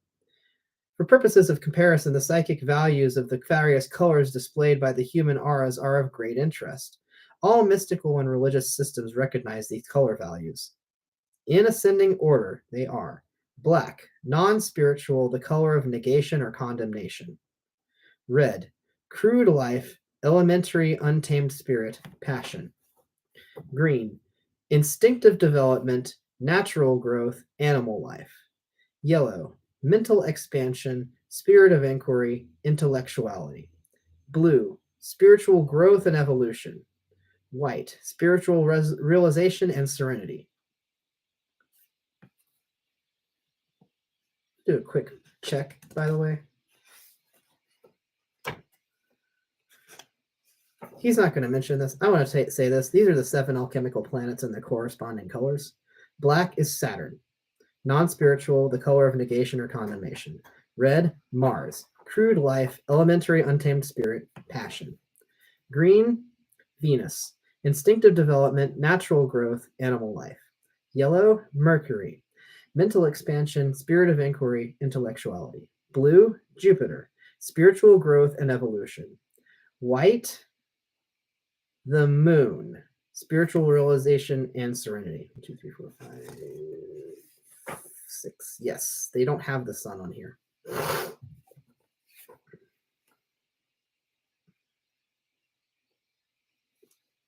Many people are able to develop the power of seeing the human aura after quite a short period of training and practice. These natural sensitives have no difficulty in estimating the degree of spiritual development of those near them from the aureolic colors which surround their bodies. Usually these colors are not simple but blended in the same way that most characters are made up of various, often ill-assorted urges and tendencies. Thus, an aura may be mainly blue, yet cleft with a streak of vivid orange, revealing its owner is torn between the higher and lower of life's interests. Most people see the aura clearly only in total or semi-darkness. Some find it helpful to hold before the eye a screen of specially tinted glass.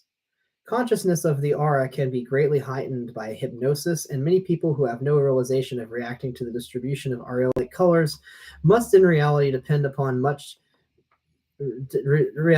much upon them for artistic inspiration in the affairs of their normal life. Some of the painters of the surrealistic school show this dependence clearly in their pictorial reactions to spiritual truth. The aura has a definite retrospective value, and those who are sensitive to its emanation can read its meaning retrospectively. Or perhaps this is merely that they glean more of its revealing power by accepting it not only in its momentary incidents, but also as a light upon the pathway of time. A small glowing source in an otherwise dark room will enable most people to see and judge their own auras.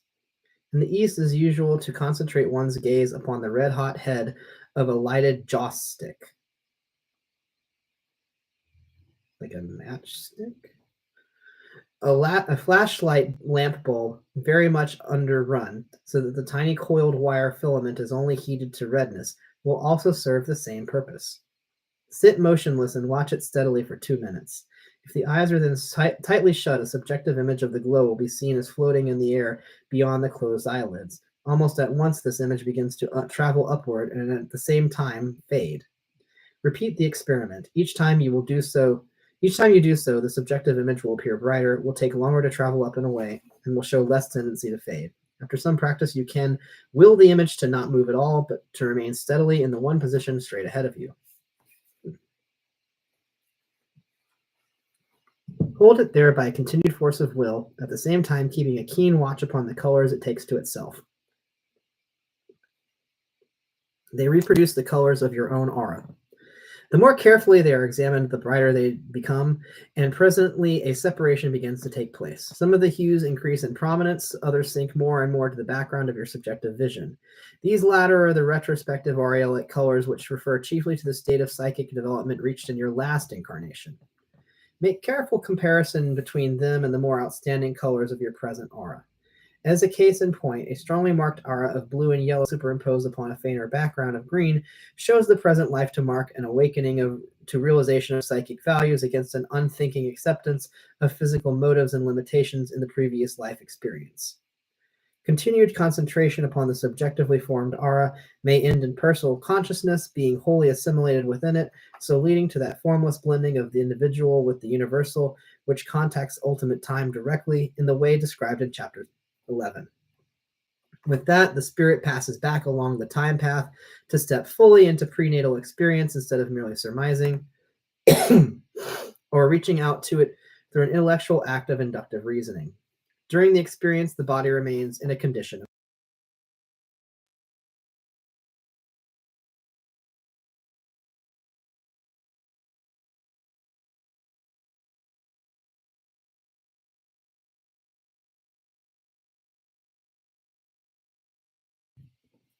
Most adepts at trance states of psychic concentration are loud in denying that there is any similarity between the trance and hypnotic coma. Personally, I do not take the same view, though trance reached as the end phase of a formless contemplation or psychic concentration is an entirely different state from that of hypnotic coma reached through suggestion. It is nonetheless much to identify with it in a state of response to the power variously called animal magnetism and the magnetic fluid. My own view is that when a sensitive goes into a trance, he probably does so by calling his own animal magnetism into service. That still leaves the nature of animal magnetism undefined. Few people of the Western world are aware of the enormous power of one's own animal magnetism when focused by one pointed concentration, and so turned upon oneself for a specific purpose. Chapter 3 contains a description of the technique for spatial projection of the simulacrum of yourself as a thought form.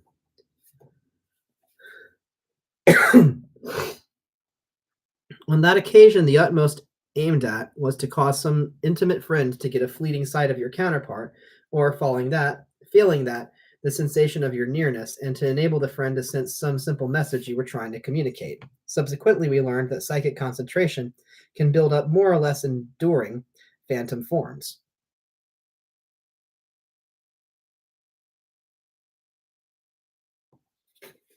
It was not then stated that they become so real that they appear as if made of solid flesh and blood, and that they are visible not only to the one recipient selected for a projection experiment, but also to casual strangers.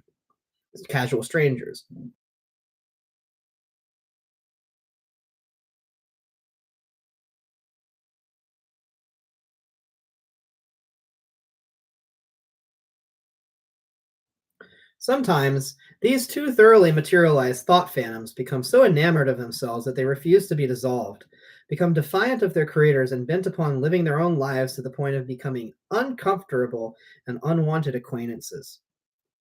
There is, I believe, no record of a dangerous thought phantom in this country, though the esoteric literature of Eastern countries contains a plentiful supply of instances, and malignant thought phantoms similarly people the islands of the Pacific.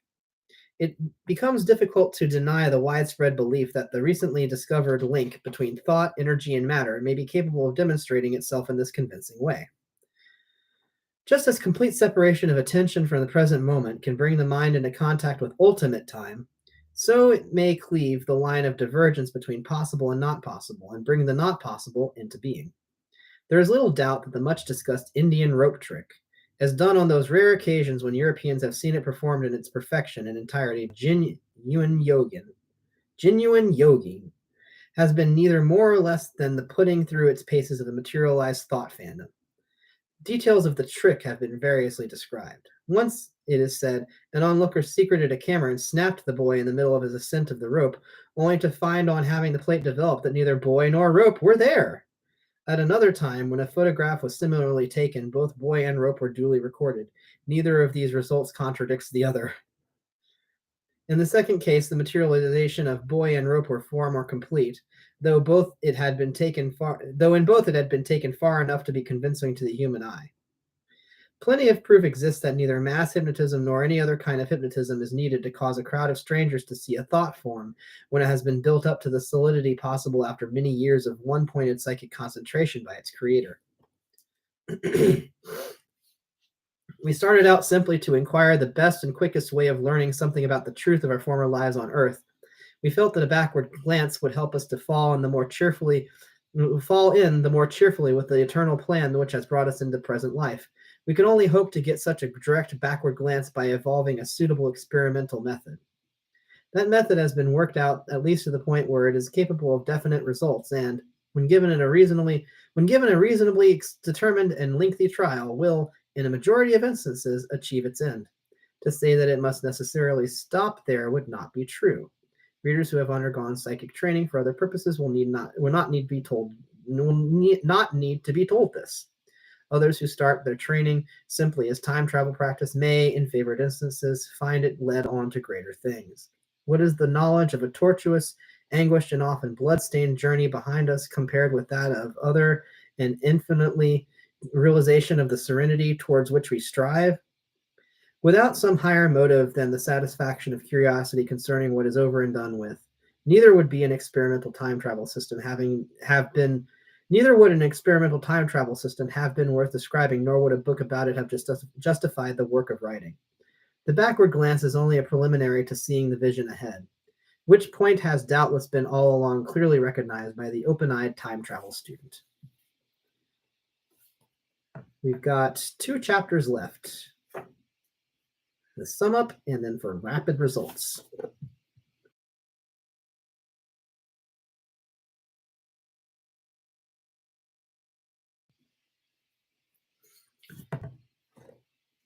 Chapter 16, a summing up. Most of those who determinedly put into practice one or more of the methods which have been outlined for ascertaining their spiritual evolution through previous existences will need no convincing about the truth of the information they gather. Not everyone will gain equally clear insight into the past. If it is true that the distinctive individuality of the ego comes of its being a structure of component entities which, except when linked in earth life, may on occasion have different habitats, it must follow that psychic pictures of former incarnations will, in some instances, be incomplete and proportionally difficult to understand. Even so, their study remains fascinating and will appeal strongly to the experimental minded. But in addition to the student whose natural reaction is to put theory to the test of practical proof, there is the other, more introvert type whose impulse towards new ideas is not much to test as to criticize them. Experimental methods indicated in previous chapters certainly do present plenty of ready-made material for the criticism of those who have not tried them. Subjective or objective? One objection which will frequently be encountered is that though any or all of the exercises may yield results, these results are likely to be subjective rather than objective, and therefore valueless. From the standpoint of the non-psychic, the objection is natural, and it was in the expectation of something of the kind that the last chapter, chapter 15, included what may at the time have seemed a rather irrelevant mention of highly materialized thought phantoms. These phantoms are so solid and lifelike that not only are they visible to strangers in the same way as though they were real people, but they even begin to accept themselves as realities and to exhibit initiative accordingly. The reason why such out-of-hand thought forms were mentioned is because in them we have a most thoroughgoing instance of subjective phenomena by which virtue of the fixity of their creation have become objective. If the critical objector should complain that thought forms which have attained such a density are met with seldom, if at all, in countries easily accessible for scientific investigation, there is the other equally impressive and far more readily investigated phenomena of firewalking. No one denies that exhibitions of firewalking are given publicly and fairly frequently in various parts of the world, accessible to any investigator willing to undertake travel by under ordinary touring circumstances. By means of thought directed through ritual prayers and incantations, the feet and ankles of human beings are made sufficiently impervious to fire for live coals to be walked upon without harm. An inference of the fundamental superphysical identity between subjective and objective is necessary to cover such facts. Once this identity is admitted, we need no longer trouble about whether phenomena are objective or subjective, provided they are observed to be operating in a higher extension of the time-space continuum than the time one of ordinarily experimental science. That physicists of recognized standing are beginning to accept the reality of extensions in the higher terms of time further justifies us in claiming validity for results obtained through the technique of time travel. Theory and practice. Another criticism to be faced is that various experimental methods which have been advocated do not all base themselves upon the same theory. On many occasions, Dunn's mathematical view of serialized time has been made the starting point. On other occasions, there has been, at least by implication, an apparent leaning towards a more esoteric or even spiritualistic hypothesis. None of this superficial inconsistency will surprise or startle the adept who, realizing the underlying unity in all useful concepts, will need no reminding the kind of knowledge it is sought to impart comes after, and not before, practical and determined effort. Previous to that, it matters little by what side road we gain the path. Meanwhile, the objection still remains to be answered from the point of view of the learner. He may, if he wishes, regard one-pointed concentration as a device for dipping down into a wealth of inherited experience, normally blanketed within the biological unconscious as inaccessible psychic embryo. Equally well would it suit our purpose to keep it to Dunn's theory of serialized time for our explanation of all observed psychic phenomena. Or again, we are free to adopt the Eastern theory of empowerment whereby concentration exercises to tune in the inquirer to what may be thought of as a superphysical wireless wave, so enabling him to get direct knowledge from outside sources normally beyond man's control.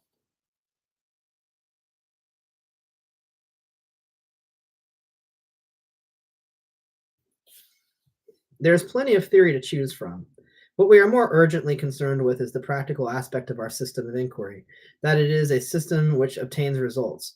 By it, by it a way is laid open which leads back into the otherwise irrecoverable prenatal past.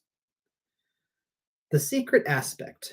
A third criticism sure to be leveled is of an entirely different nature.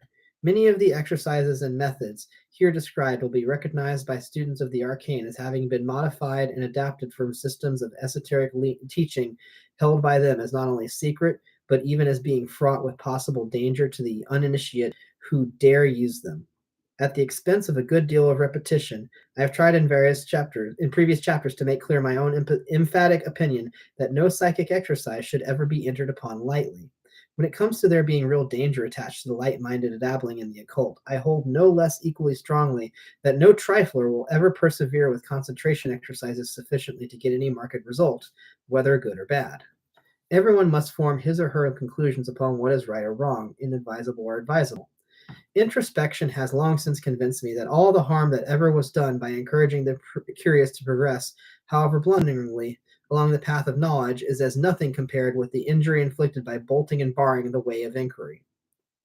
Where authority has laid down, there is nothing hid which shall not be manifested. The selfish doctrine of closing the means of understanding to the man in the street stands out for the act of meanness and spiritual snobbery, which it undoubtedly is. I cherish a hope that some, at least, who start their inquiry in no more exalted spirit than have keen curiosity, will be led by their own discoveries to see where lies the real importance of the study of higher terms of time. It lies not in those planes of intersection we call the past, but in the planes so far unarrived at which we call the future. There alone in our practical intervention is able to operate for the betterment alike of ourselves and others. In short, I believe our brains were given us to use. Hypnotism and miracles. The last chapter contained a free admission of the probable hypnotic factor in higher powers of psychic concentration leading to trance, and inherent in states of the formless contemplation. This does not derogate the importance of psychic exercises, but does imply a belief in hypnotic power far transcending that recognized by practitioners who use and speak of the force as an exercise of the force of suggestion. From time to time, both clinical hypnotism and faith healing work real miracles. When these occur, someone, however blunderingly, has reversed the mystic flow of the Kundalini Shakti.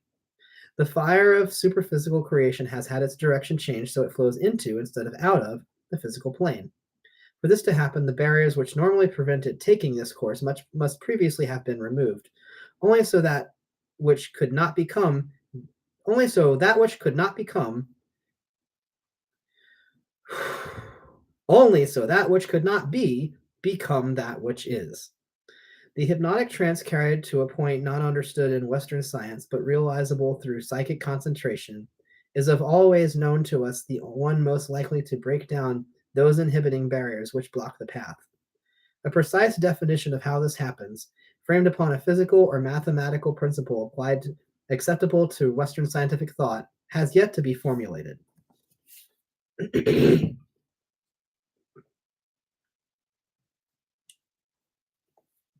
now we get to a question of deepest moment for all of us. In view of the immediate fact of one's own present existence, and having satisfied oneself concerning the road already traveled in past existences, is it possible to deny the probability of future incarnations in the future? Even those who view the prospect of re-entering upon Earth life with the keenest regret find it impossible to deny in its likelihood or virtual certainty. In India, China,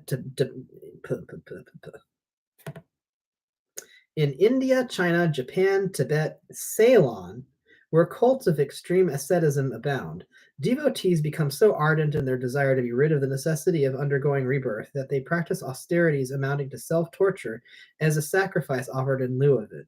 When one hears of a man roasting himself slowly to death by sitting for weeks on end upon a small stone platform between two roaring fires till he is dried out like a withered plant, doing this solely in the hope of thereby avoiding the necessity of rebirth, one cannot accuse that man of holding his belief in future reincarnation because he wants to.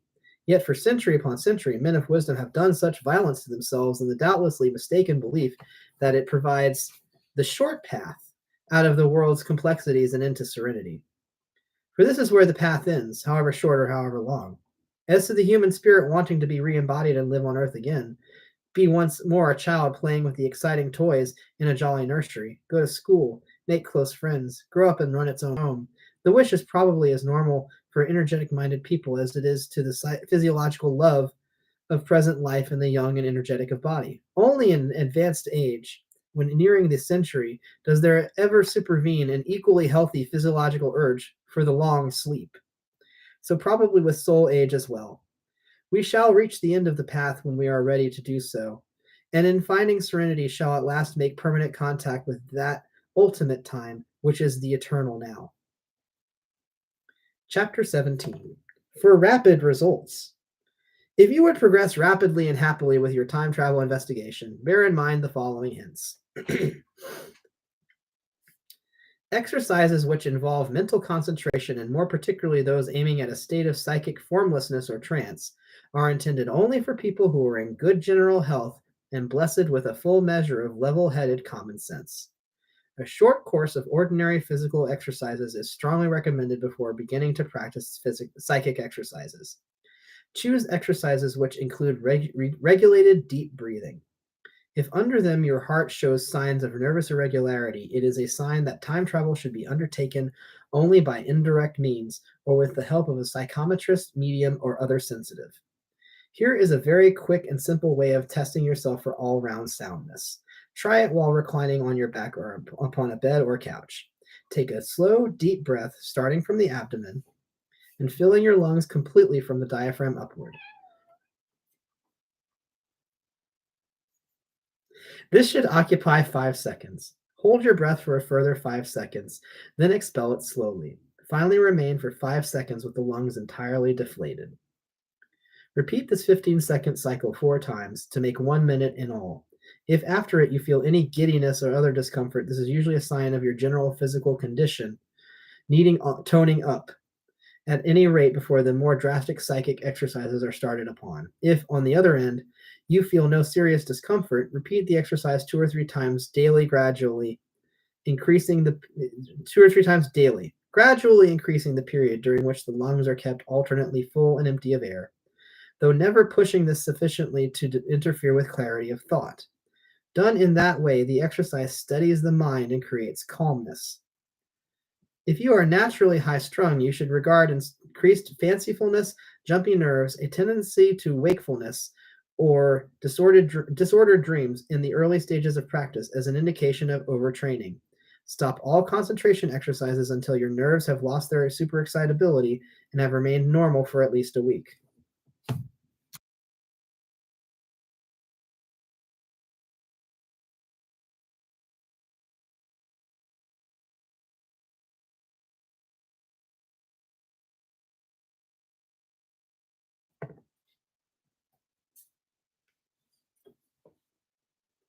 Many beginners find they get on much more quickly during the early stages when 2 or 3 of them do their practice together, or at least keep in touch with each other and meet often to compare notes upon their progress.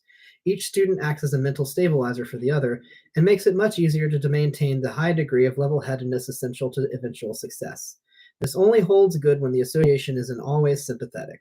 Later on, proficiency is usually gained more quickly alone. The value of companionship in initial stages lies in its power to counter the milder subconscious inhibitions in addition to many purely nervous fancies born of entering upon a new and strange study. Aim at maintaining a calm, unruffled interest in your progress, discouraging over-great elation at early signs of success as determinedly as you set your face against depression for when the moment success seems to be denied. An unnaturally keyed-up state of mind, instead of helping towards results, will prevent them. When keyed up, the brain is drawn to attention under which condition no other contact than that with present momentary time is possible. The mind is able to reach out to higher terms of time only when the brain is in that non-attentive state variously described in popular language as dreamy, wool-gathering, and far away. Incidentally, we have here the reason why people who see ghosts are always startled not when, but just after they have seen. Also, why researchers who come keyed up to investigate regularly see nothing abnormal. As your experiences proceed, you may expect on more and more frequent occasions to obtain foreknowledge of future events, such as knowing beforehand that someone is going to call or write to you. When this happens, you are contacting a higher time extension in the contrary direction to the one in which you aim to travel. Your mind, having deflected from momentary awareness, has started swinging in time with what may be likened to a kind of psychic pendulum action. The main tendency of the swinging action will be towards the past, since that also corresponds with the mental habit inculcated throughout life by our normal acts of memory. This tendency should be encouraged. Not only is it necessary to the study of former incarnations, but a scrappy and petty foreknowledge is useless and disturbing. With the growing success of your psychic concentration, you will not need to use any act of faith in recognizing the truth of the revelation you get. Results, when they come, will be sure, for a point will have been reached when they present themselves with the stamp of objective reality. If there is anything you become less positive about, it will be the certainty of your own individual identity. If that doubt should arise, it will not disturb you, as you will also have learned to understand its reason. For the duration of contact, your ego not only slips into another plane of time, but becomes absorbed by it. My views on keeping secrecy over psychic development and the way to achieve it have been recently and very bluntly expressed. Nonetheless, it is a mistake to talk time travel except with tried friends who you are reasonably sure will share your interest and provide sympathetic listeners. This training you are undertaking is a sufficient call upon your nervous energy without raising antagonism in the minds of acquaintances. For every one person who has a genuine wish for a wider view of life and its responsibilities, there are 100 whom such an idea would thoroughly frighten. Subconscious fright shows itself as conscious animosity.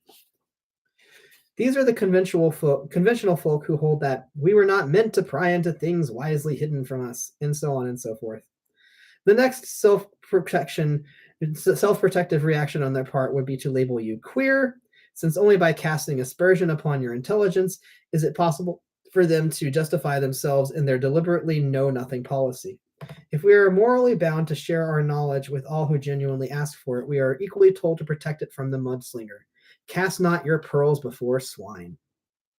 And when you have discovered the circumstances of your last incarnation, together with, quite likely, several incidents of incarnations before it, I see you, my reader, turning away, even as I have done, with a horrified, "So that was myself." In the moment of enlightenment, your reactions are twofold. Pictures from the past fill you with disgust, but also with a wonderful measure of hope for the future, which, by comparison, appears as an all but unbroken upward climb. Not in the sight of the slough out of which we have painfully scrambled, but in the promise of the peace ahead lies reward. The end.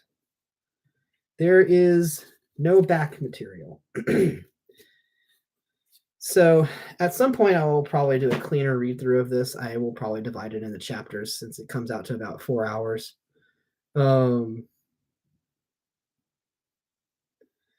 And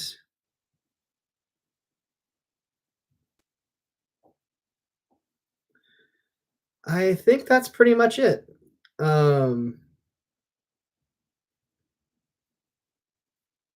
Sorry, I had a moment where I had to kind of go over some. There was a spammer in the chat. I wonder if they learned how to time travel while they were here spamming. Anyway, thanks for listening to this amazing book. Again, Practical Time Travel by Colin Bennett.